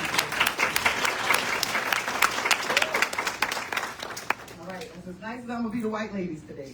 That's all I got. I don't have no more. Come to the yeah. Well, you know, I heard lots of talk about the feminists. And I just want to acknowledge, I want to say the thing we're not supposed to say, but if we're going to be up here, let's just go ahead and do it. It's time to get to work. We need a better feminist movement, okay, y'all? And we need a better feminist movement. Now, we've done great. This is not a critique. This is a challenge to level up. If we're going to call ourselves feminists in this movement, then we're going to have to actively become anti-racist. Okay? Not just work on women's issues and not race issues. Okay? So if you're going to be a better feminist, you're going to have to become anti-racist. And if we're going to be feminists, we're going to have to become anti-capitalist. Now, I know that's a tough one. I know that's tough. I just got some new shoes the other day, and I enjoyed that whole process. Okay? But part of what we're talking about, and part of what we heard in the previous panel, isn't just about stopping fossil fuels, and we must stop them, and we must stop them, and we must win. But a lot of this is about how those of us in very privileged positions, so now I'm really honing in on the Americans and the Western Europeans. We've had a lot of privilege. We've just been able to consume our way through this life of ours. And now we're expecting people who have no reason to be involved in this fight. We're expecting them to win it for us, look good doing it. We are being unfair. If we're going to be good feminists, if we're going to be better feminists, we have to be anti-racist. We have to be anti-capitalist. If you're not these things yet, don't worry. There's time. You got to do some work, and we need you to do some work. And please do some work, or we will not win. We will not win. We will not win until we are all of these things. And I'm excited to talk a little bit about the journey to Belém. That's how I understood the conversation. I want to honor all of the work that has gone into the previous COPs and UNFCCCs, because the journey to Belém started a long, long time ago. And let's acknowledge and honor people who have been working and fighting for a really long time. My journey to COP started almost exactly 1 year ago. Taproot Earth, which is the organization that I work with, we are headquartered in the U.S. South. We come out of Hurricane Katrina. That is where we come into this conversation. And we now work globally throughout the Black diaspora, and we hone in the Gulf South and in Appalachia in the United States. The journey that we started in August last year was to get over 250 mostly Black people from around the world, at least 30 plus countries, to define climate reparations. Now, I'm a lawyer, and so I'm going to tell you the lawyers had their definition. I like policy. The policymakers had their definition. But the people needed their definition. And so we went through a process, a people's movement assembly process. Look it up if you don't know what I'm talking about, because you shouldn't just be listening to these panels. You should be learning and organizing yourselves. Okay, so learn this people's movement assembly process. We used the process, and we developed a working statement on climate reparations and what it means. And it came from the ground and from the front line.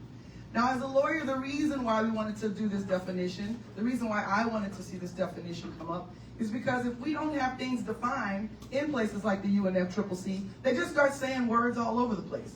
They start saying a few $1 million in the pot is reparations for all of humanity and all of history that we messed up. And then we repeat it. And so what we had to do was say, listen, we can't have our allies repeating such a small concept and such a big word. So let's let the front lines define climate reparation. Let's get that definition out there. Let's use that definition at COP as they start negotiating climate finance as part of the agenda. We have to have our own definition. We have to have our own demands. Now let me tell you how fun and easy it is to get 250 people from around the world to agree on something. It's very difficult. We had to do it in 5 languages. We had to do it contemplating things like what is black? And should we say indigenous? And will we make them nervous if we put that word out there? And are they going to be our friends if we move so hard? You have to negotiate all that. But let me also say it is possible because we did come to agreement. Consensus, actually. Because that's a process that can work. It doesn't have to always be manipulated. And that definition is what started us off in our 2026 work, our 2025 work, where we went, I don't know where you would start, but here's where we started. We just went straight to the Vatican. Hello? Excuse me, Catholic Church. We're working on reparations and we think y'all might owe something back to people. The Lord say start with the church. Hallelujah. Well, it turns out, 2025, I got my auntie laughing. 2025, as in Catholics in the house, and Catholics. I'm Catholic. Go ahead. Come on, you can claim it. Okay, like 3 of us claimed it. It's okay. I'm Catholic too, y'all. Some of us, we can't help, okay? But if we're Catholic, why not believe what the Catholics believe? They believe this year is a year of Jubilee. In the year of Jubilee, you know what you're supposed to do? Cancel debt. We agree, Lord. We agree. In the name of Jesus, let us cancel the debt on all of these nations who need to prepare for the new climate reality. Okay. Do what you want to do. Let's work together. We went to the Vatican. We brought people from, again, 20-something countries. And we told the Catholic Church, not in a mean way, in a very loving way, we agree, let us go forth and start canceling this debt. By the way, there's buku people in Africa who want their land back. You should give that back to them too. And turns out, just give everybody their land back. That's what the indigenous people said, right? Give them their land back. So we just put a few ideas on the table with the church and said amen. And our journey continued on back to my hometown in Louisiana, because this year is 20 years since Hurricane Katrina. How many people in here are under the age of 20? Anybody here under the age of 20? All right, well, that's good. Okay, one, there you go. Well, you're the only one I'm going to excuse for not knowing that this is for 20 years, okay? Everybody else, 20 years since Hurricane Katrina, 20. We lost 2,000 people. It took out 3 states, not 1 city. Don't believe that narrative. It is incorrect. There was a 30-foot tidal surge off of the Gulf that, regardless of any levee system, it took out hundreds and thousands of communities and traditions and people. And 20 years later, we are just now coming up and looking around and saying, okay, we're back, we're ready. That's how long it takes to recover from climate disaster. If you're lucky. If you're lucky. And so I feel lucky. I feel committed to my community. We just commemorated 20 years since Hurricane Katrina, but we actually started last year organizing the community. 300 people from 3 states produced 100 events over the course of 7 days across 3 states. They raised $1 million for themselves, and they said how they wanted to commemorate, because we didn't want yet another story being written about our victimization and our inability to save ourselves. Because that's what the story was for Katrina. Those poor people. And some of y'all repeated it. But we're not poor people. We are very, very wealthy people. We are some of the most resistant folks you're ever going to meet. Just take a look at any of the positive changes in this country and ask where they came from. They came from the Deep South. You can count us out if you want to. But if you want to survive and if you want to win, you should get with us. Okay? Good news, we're organizing in the Gulf South and Appalachia. We came together to commemorate Katrina our own way, to tell our own story. And now we will end this journey by adhering to our indigenous traditions. And I'm going to tell you, I did something a little crazy. I prayed. That's right. Prayed. Got an answer back from a pawpaw. A pawpaw says you got to do a water ceremony. You got to do a river ceremony. You got to go in a ritual. For those of us who understand when the ancestors talk to you, there is no talking back. There's no talking back. You're supposed to do what you just got told to do. So we have been in ceremony all year. All year. We have gone to the headwaters of the Nile and the mouth of the Nile. We have gone to the headwaters of the Mississippi and the mouth of the Mississippi.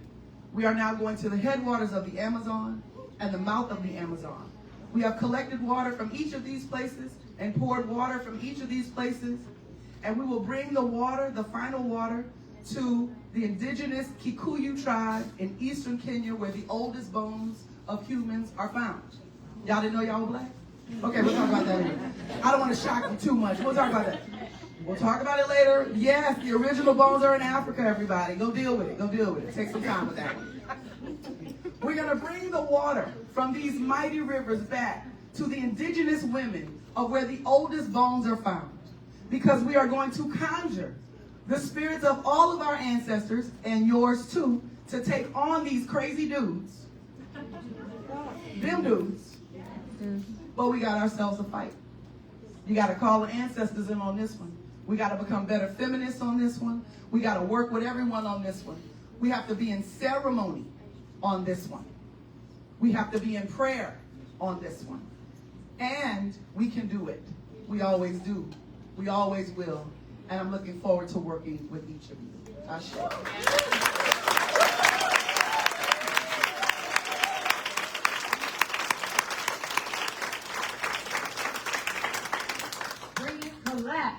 Yes, thank you. Very powerful. We will be joining you at COP30.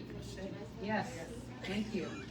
And with that, we're going to shift us to looking at our sisters from Brazil, where we're going to end up maybe on your couch or in your kitchen or someplace, given the lack of facilities that we're hearing about. But we're so honored to have you both here. And we'll start with you, Tyler Torina. Please go ahead. Laki Yenoe, Aina Poyakwe Tukovici Harakashe. So I'm just saying in my own language, hello everyone, and thank you for the great spirit for this day today. I'm really glad and honored. Thank you, Osprey, for once again bringing all these powerful women together. And as you said, like New York Climate Week, we go with the flow. My first time here, so I didn't prepare anything, but at the last minute I joined the panel. But I want to share a little bit on how we are planning things for COP30 and bringing the topic of just transition. And I like to add some points on that, if it's okay for everyone, because we talk a lot about the fossil fuels industry, but we are missing something that we're not talking about it. That is the impact of the industrial food systems in climate.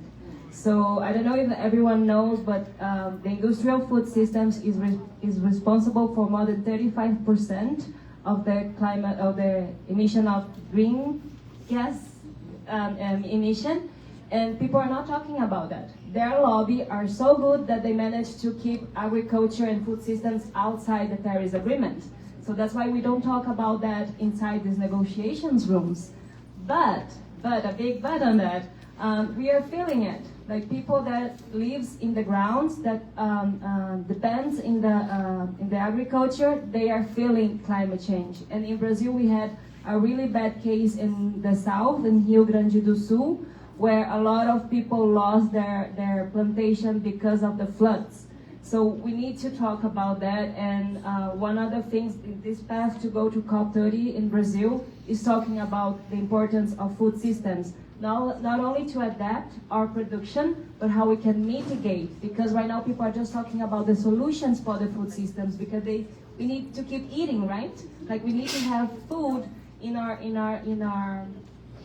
table. But people are not saying like how the agro-food systems is responsible for climate change and how they need to change these systems if we really want some action to change the reality that we are. So I want to share a little bit of the work that I am involved in my community. So the Terena people, We are not in the Amazon, we are in the wetlands of Brazil. We call it Pantanal. And it's a beautiful region. It's a wetland, so we are normally get the floods. And I think, I don't know if everyone heard about the fires, the criminal fires that happened in the Amazon in the last couple of years. It happened also in our region. It started in Pantanal, and it was like a deal between the farmers, the big farmers, to start to put fires in these unoccupied lands so they can grow their plantation, the monoculture, the cattle, and these are impacting in a really bad way our communities. Last year, at the same time right now, our community were under smoke. Even though that we didn't create the fires, we were feeling the impacts of the fires. And we have a lot of people in our community, kids and elders especially, that got sick because of that smoke. And this year people asked me, like, oh, how are you guys doing? Did you have fires this year? Are you guys okay? And we were like, yeah, we didn't have fires, not that much. We had some cases, like even in my, the backyard of my house, we had some, I live in the end of the community, so it's like already like bushes in the back, and like the forest, and because it's really dry season right now, the fire comes with the wind. And it reached there, but luckily we have our own firefighters, indigenous firefighters. It's a program that Brazil supports, the government supports. Unfortunately, not enough, but it is a good initiative. And sorry, I'm listening Portuguese as well.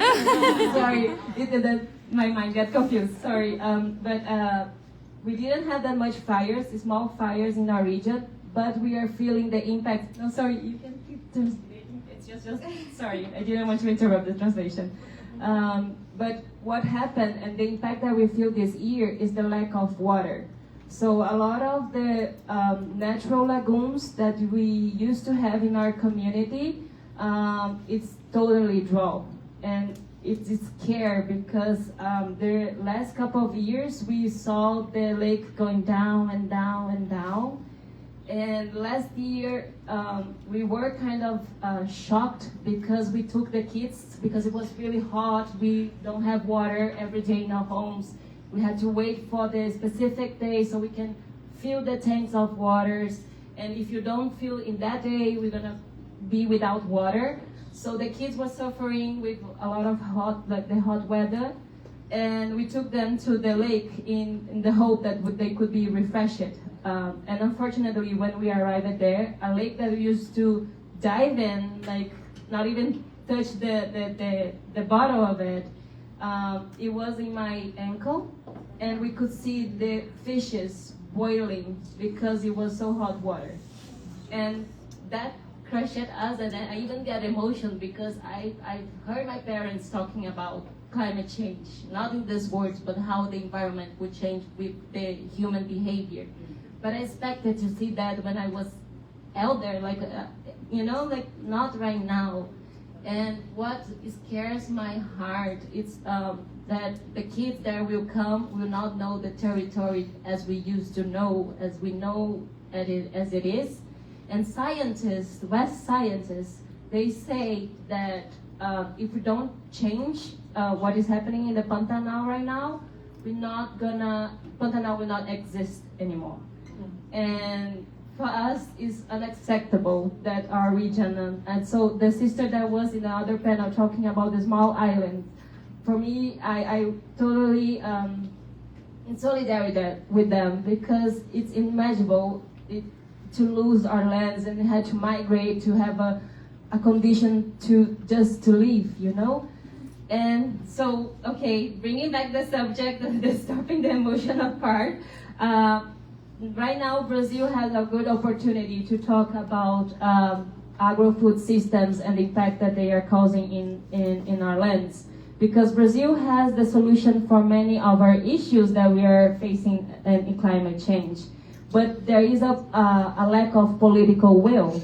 Lula has been really good. We recognize all the efforts that he's doing, with much better from the former president.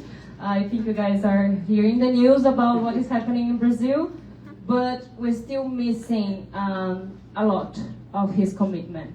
I don't know if you guys know, like we are going to COP30, we are having the biggest event that are talking about climate solutions, and yet the government is still supporting the exploration of fossil fuels in the Amazon River. So imagine, we are going to the Amazon to talk about climate change, and behind the scenes they're still negotiating fossil fuels. And agriculture is not being in the table. They are talking about like, oh, we need to add some technology. We need more finance for do this transition to a new food system program. I don't know how to say in a better way, but this new initiative, you know. And I asked, do we really need that, or do we need to change the mindset of what we are looking for the planet? You know, when we talk about just transition for energy, do we need all this energy that we are producing, or we need to change the people's mind, like, okay, we need to reduce. And it's not about individuals' actions. We know it's not only about like turn the lights off at your home and shut the sink when you're brushing your teeth. All the small actions do matter, but what we do in individual actions on who we are choosing to be in the political spaces. This is really important for us, like who we are voting for. Who are those persons that are representing us? Because they are the ones deciding our lives. And we need to keep the track on them, not only in the elections, but keep the track on that. So Brazil is releasing some programs about food systems, but I think it's not enough. Most of them are false solutions from our perspectives, because like carbon market doesn't change the reality that the planet needed. Net zero doesn't change the reality that the planet needed. So we need to be more bold in our actions and what we want as solutions for climate change. And I want to invite everyone to do this small actions initiative, like reduce the meat that you guys eat, because most of them like come from the agribusiness from Brazil. We sell a lot of that for outside. And what is happening in the Amazon right now is related to my territory, but is related to the territory as New York as well, because we are all interconnected as human beings, but also like the daughters and the sons of the Mother Earth. So our actions really create impacts. Don't think that just the small grant of land is not possible to change. And I want to conclude because I know I'm running out of time, but to bring an example that happened in last election in Brazil, the local elections for the municipalities elections. So there was one state that the result of the election was decided by only one single vote. So one person like decided to wake up at her home and go there and vote, and they changed everything in the election. So remember that, like, our small actions create like big actions for the future, but only if we keep the track on it. You know, like we do gonna turn the lights off, but we're gonna like eat less meat, but we also gonna keep tracking the politicals. We're gonna choose better our people that are representing us and create more spaces like that we can plant seeds, that we can provide these initiatives, exchange our knowledge, exchange our perspectives, because the beauty of the planet is the diversity that we are. We are not all the same, and this is like Mother Earth, it's the beauty of it. And working together, knowing that the individuality that we have, that is the diversity that Earth needs, is gonna be the solutions for the planet. So thank you. Thank you so much. It's so wonderful to have Kylie here as a youth representative as well. There's so much power coming out of the youth leadership. It's really exciting. So thank you, Kylie. And with that, we're going to hear from Joselia Hengong. Welcome.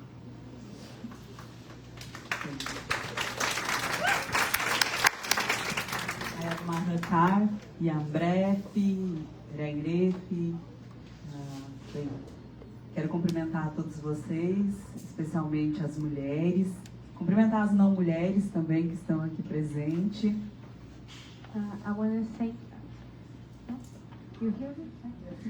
I want to thank everyone here, especially the women and also the non-women that are here. Eu quero agradecer o convite da Weekend e agradecer também todo o convite, a mobilização que a Osprey tem feito com nós, mulheres indígenas da rede da Amiga. I want to thank Osprey and also Weekend for all the mobilization for Indigenous women from Brazil. Bom, eu sou a Josleia Caingang, como eu fui apresentada, e já vou fazer um pedido, né? A gente já chega pedindo. Vou pedir para aumentar um pouquinho meu tempo, porque eu dependo de uma tradutora. I am Josleia Caingang, as well as I was introduced, so I want to have some more time because I need the translation. You have the word. No, don't worry, we understand. Bom, nós fomos convidadas para fazer esse debate sobre esse tema de mulheres em ação para a justiça climática e a transição justa, pensando caminhos para a COP30 e pensando para além da COP30, né? Porque a nossa ação e as mudanças climáticas, as emergências climáticas, embora se tenha colocado todo esse olhar para o Brasil e para a COP30, ela não se encerra na COP30, pelo contrário, nós temos um trabalho muito maior depois da COP30. When we were invited to be here, Women in Action for Climate Justice and Just Transition, we are talking about the path to COP30 and beyond, because we know that the discussion about environment doesn't end in COP30, but also after the COP30.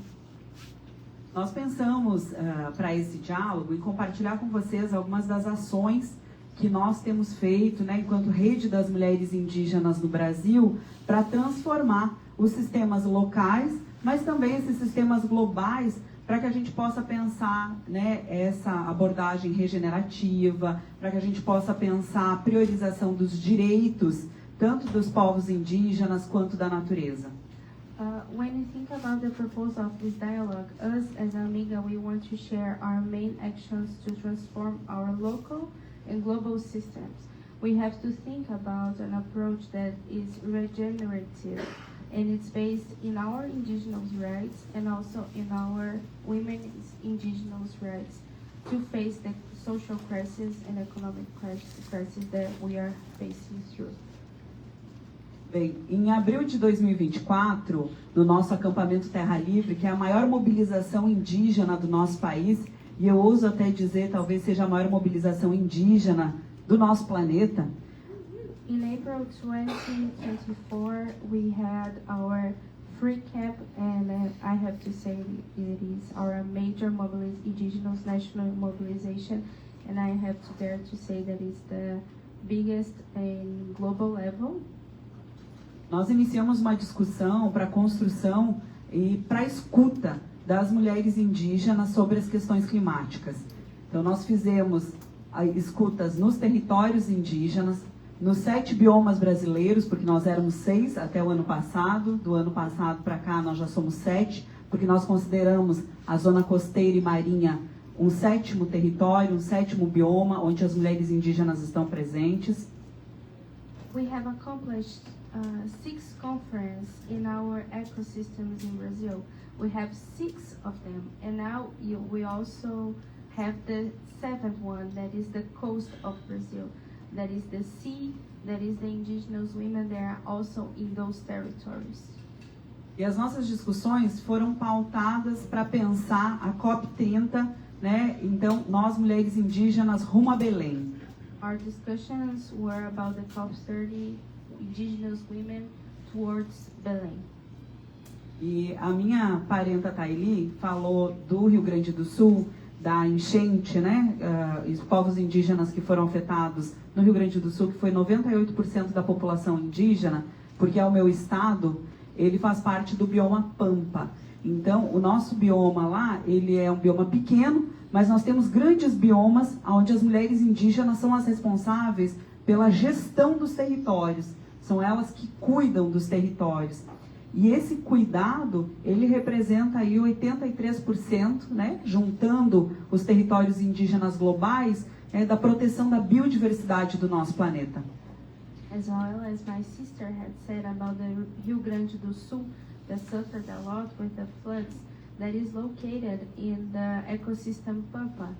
Even though that ecosystem is very small, that is managed by indigenous women.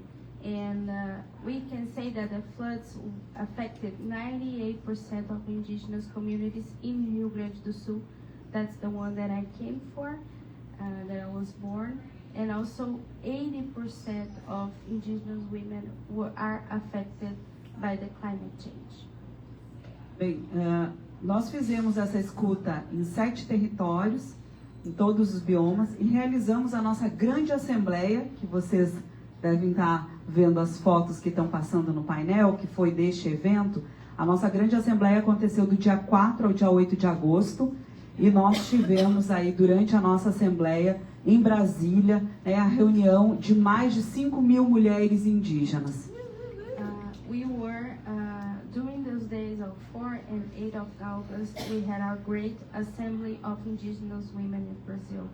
We passed on seven states, and then we had our great assembly in Brasilia. And then we can say that we have our march, and we gathered 5,000 women in Brasilia.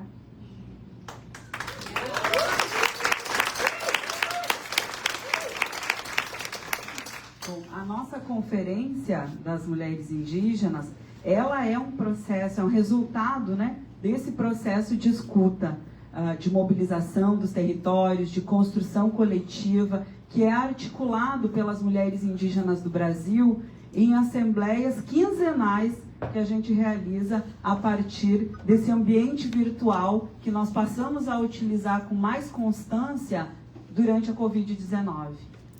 This conference is a result of processes of listening, mobilization, and a construction that we have as Amiga. We have from 15 days to 15 days, we have meetings to listen to these women and what are the main demands. Bem, nós temos falado muito, e vocês puderam ouvir nas falas que me antecederam também, sobre a defesa do nosso planeta, sobre a defesa desse ser feminino que nos gera, e desse lugar que é o planeta Terra, que é a Mãe Terra. E nós temos ouvido e falado sobre os empreendimentos que nos impactam, como os combustíveis fósseis, por exemplo, no Brasil, que já foi trazido aqui por outras colegas, que teve aí uma aprovação emblemática no nosso país para exploração na foz do Amazonas, no estado do Amapá, e que tem sido alvo de uma intensa oposição nossa dos povos indígenas, mas das comunidades locais também, devido aos grandes riscos ambientais que ele oferece às populações que estão ali presentes, mas também graves riscos que ele também projeta sobre o ambiente em que estão, sobre aquele lugar da foz do Amazonas.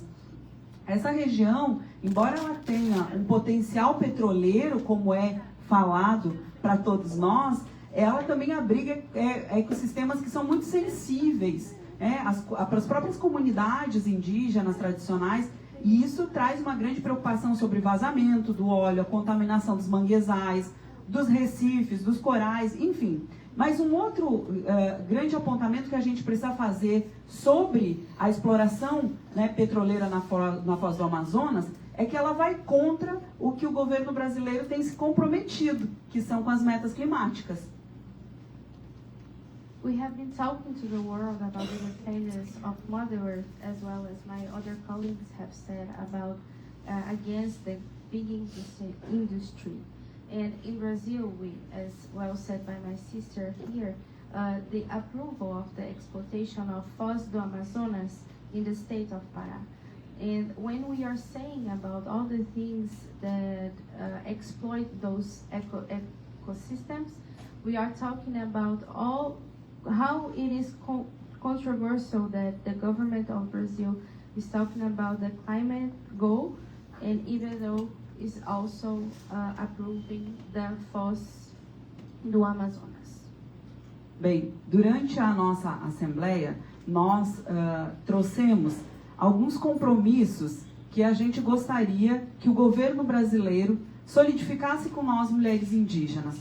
Alguns apontamentos que nós consideramos importantes e são recomendações das mulheres de todos os territórios. Eu não vou apontar todos eles, porque eu sei que o tempo é curto, eu já vi a plaquinha, mas quero apontar alguns, ao menos, para que a gente possa compreender a voz das mulheres indígenas do Brasil durante essa 4ª marcha. I'm gonna list a few demands that us Indigenous women we had as in our great assembly for the government of Brazil, and we want for the government to respect. I know that my time is short, and I already seen the how much time I have, but I'm just gonna point out some of them that are all Indigenous women that participated in our great assembly. Bem, o primeiro, e eu acho que é o mais importante, é a demarcação dos territórios indígenas no Brasil. Eu sei que em outras regiões do mundo não existe esse processo de demarcação de territórios, mas para nós indígenas brasileiros, nós conquistamos na Constituição Federal de 1988 o direito aos nossos territórios tradicionais que foram retirados dos vários povos indígenas do Brasil. A gente pode dizer que foram territórios roubados e a gente quer eles de volta. Então, a demarcação das nossas terras, a homologação, a ampliação das nossas terras, a proteção permanente dos nossos territórios deve ser uma política do Estado brasileiro e ela está na Constituição Federal de 1988. Então, não é algo que nós estamos pedindo ao Brasil, nós só queremos que o Brasil exerça o direito que nos foi dado na Constituição Federal. The demarcation and homologation of indigenous lands, we know in some parts of the world it doesn't exist that kind of concept, but here in Brazil we accomplished the right in 1988 by the Federal Constitution of Brazil that says we have the own right of our lands. So we need the government of Brazil to respect that, to respect the demarcation of indigenous land that once were stolen from us.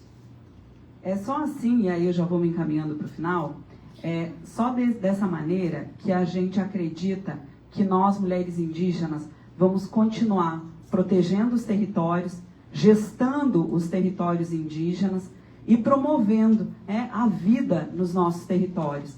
E aí, para finalizar, eu gostaria de trazer o Reflorestar Mentes, que é um chamado que nós, mulheres indígenas, temos feito a toda a sociedade, a partir desse lugar da amiga, que é o Reflorestar Mentes pela cura da terra. Uma retomada da humanidade das pessoas, no seu sentido real, no seu sentido literal, o respeito à natureza e a todos os seres que vivem aqui, que estão aqui, os humanos e não humanos, aos nossos territórios e principalmente à soberania alimentar de todas as pessoas. Obrigada.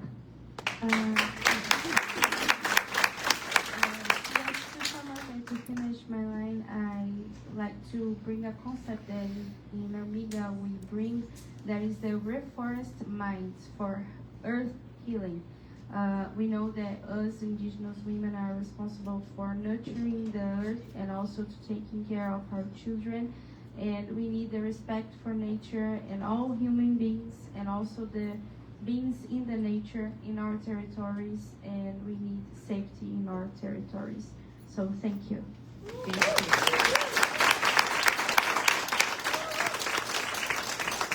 And thank you to Fernanda for your interpretation. Thank you so much. And before we hand the floor over to Casey, our final speaker of the night, I want to just really thank a lot of the Indigenous and Black and Brown women who are sitting around for hours hammering out the sorts of things that we just heard from Josie.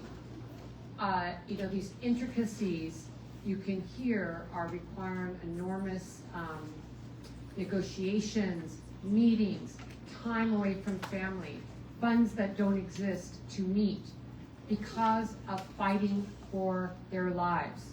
It's not like, I'm sure Josie woke up and said, or when we were talking about Colette, I'm going to go spend the next year in a bunch of meetings when I could be taking care of my children or living my traditional life, caring for the land. This force from colonization has forced this condition.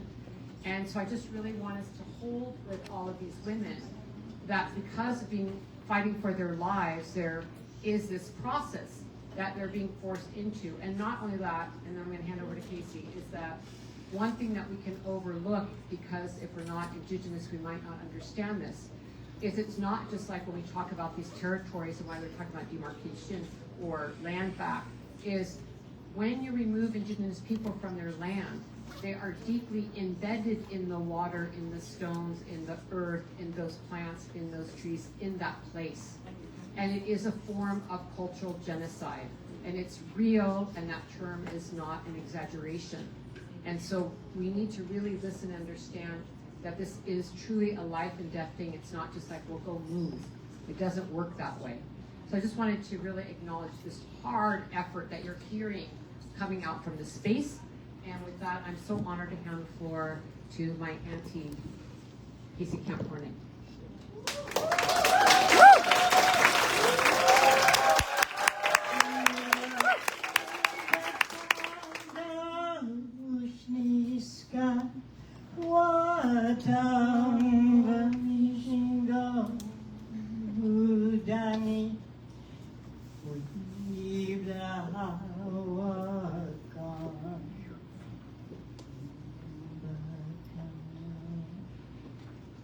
A healing song for women.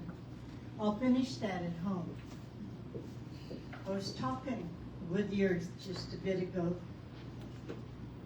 and I can't sit down anymore. And if you want to stand up, stand up. If you want to wiggle, wiggle. If you want to stretch, stretch.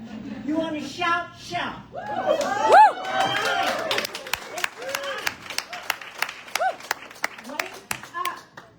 Wake up the spirit within you. Oh, I just want to fight. I just want to get down. You know, Wania Lott had the honor of standing out here yesterday when that ugly orange thing was over there. Land protector. Water defender. And she got arrested without me. Oh, man. Some people get all the fun. It's an honor to be here with you. I look at each and every one of you during this period of time when I was listening to these incredible folks. The first panel, my Osprey, I love you. I mean those marathons that you and these incredible girls put on. Woo! Woo!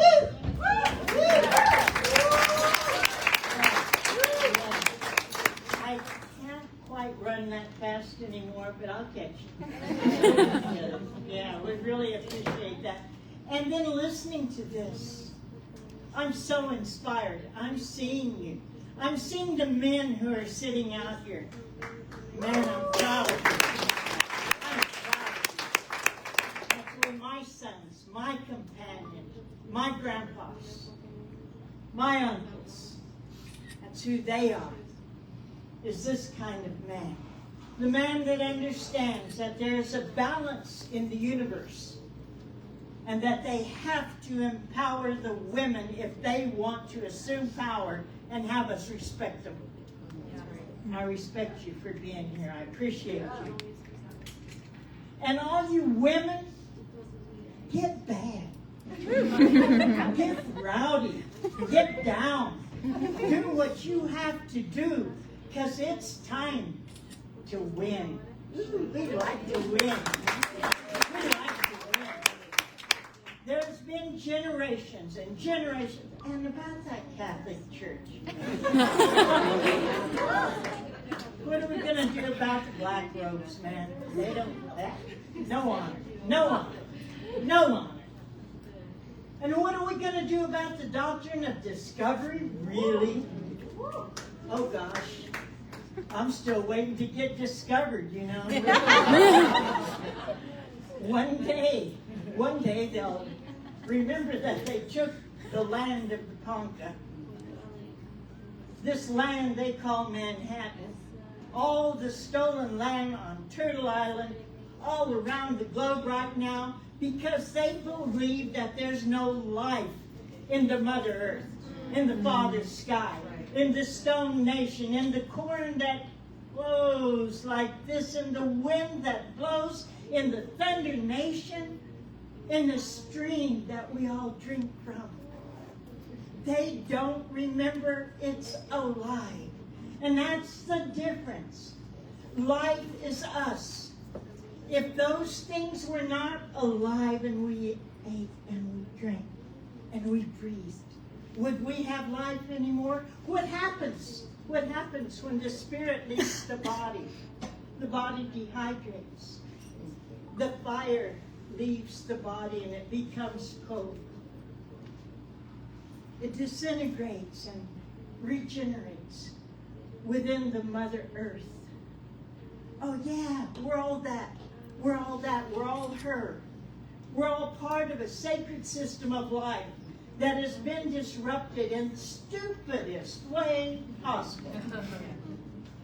What they have done over here in these mass murder places, these serial killing extractive industry people, is to try to pretend as if they are separate from nature. From nature. What is nature? What is a nature walk in their silly parks that they set aside and believe that that's going to save everything? What is nature when the mother has the honor of eating and those cells within her womb that have the same content as our Mother Ocean begin to divide because of the corn and the buffalo, the fish, and the flying ones? What is nature when that water gushes forth and alive does that first breath and warms to the light of the sun and becomes all pink and cute and opens the eyes and looks at us with expectation? That's my daughter right there, my youngest daughter. I carried her. Now she carries me along. Yeah. She's a grandmother now. Which kind of makes me the great grandmother.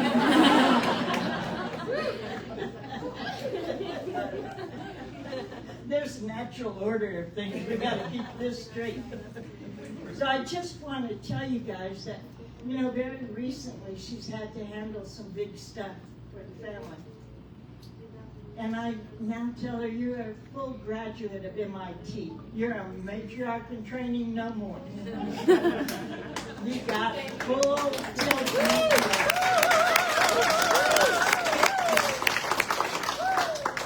And if you guys forget that that's what your society was about in the beginning, remember it now. I always tell these guys, with these little signs that tell me minutes and stuff like that.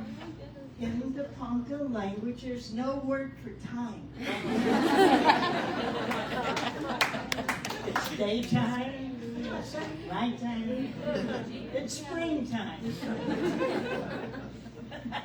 There's no 3-minute time. I want to know, do you know how to stand up and fight? Do you know how to stand up and fight? What are you going to do when the earth is under attack? Stand up, fight back. What are you going to do when the sky is under attack? Stand up, fight back. What are you going to do when your generations are under attack? Stand up, fight back. What are you going to do when your ancestors are under attack? Stand up, fight back. What are you going to do when orange people think they're the boss? Stand up, fight back. What are you going to do when your future's under attack? Stand up, fight back. What are you going to do when your generations look at you and say, did they stand up, fight back? Each and every one of us have that honor. Each and every one of us have that duty. These are not listening sessions. They're not pity sessions. They're an opportunity for you to align yourself with natural law.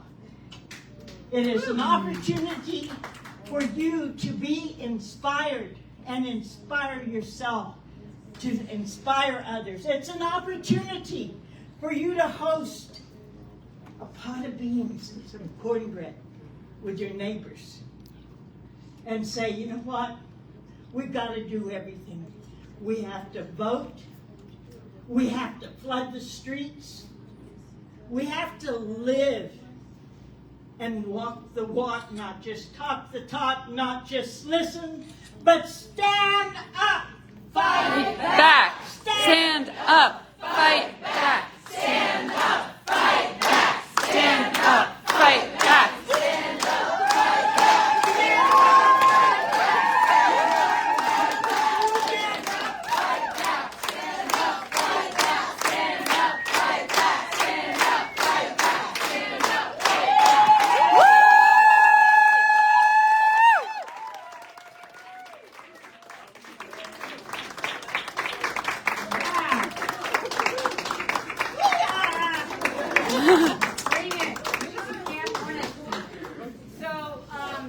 This is a good moment for this. We have something for you, Casey, to stand up and fight back with. I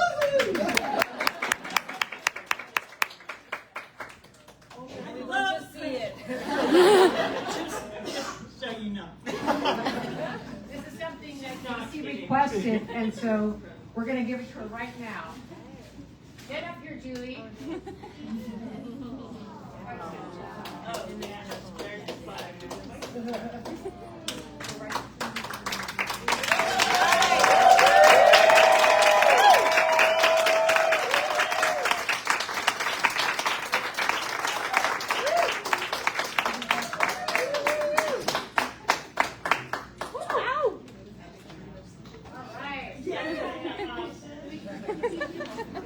So, what an amazing night. Let's give everybody a big applause again.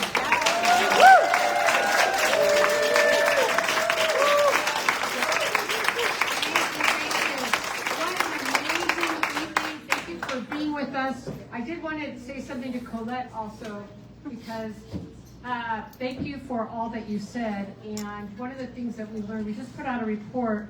It's a mouthful. Ashley already said it, but I want to say it because white people also need to respond to these calls. So we did this report on the impact of the fossil fuel pollution on women's body. Impossible to do, which is why it was called the gendered and racial impacts of the fossil fuel industry. And blah, blah, blah. I won't go through the whole title. But it was impossible to look at these gendered impacts without a racial lens.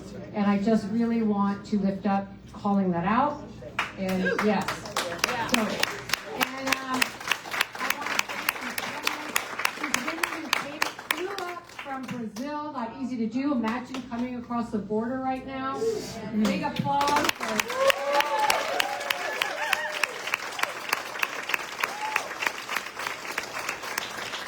Colette, all the organizing for COP30. We'll see you there. We'd like to invite everyone who's going to be at COP to join us for the water ceremony. That's going to be the Sunday between the 2 weeks. We'll give it till we can. We'll put it up there. We'll put it up there. And let's give it up for Casey Camp Hornet.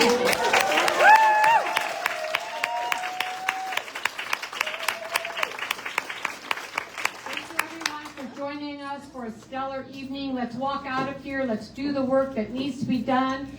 Oh, we have a request. Sorry. We just want to invite all of you. We are going to have our event of Amiga on Friday from 3 to 6 p.m. On the bench. It's called the bench. It's a venue called The Bench, and you can find that online. Yeah, and we'll put it up on our website. We are going to have a card that I'm going to send to Catherine so you guys can be there, so we can share more about Indigenous women from Brazil going to COP30 and how Indigenous women are preparing themselves and preparing our country to receive you guys. So great. Be there with us. Thank you so much. Thank you. Thank you all for coming. Let's do it. Thank you all. Our communications director said We have to do photos.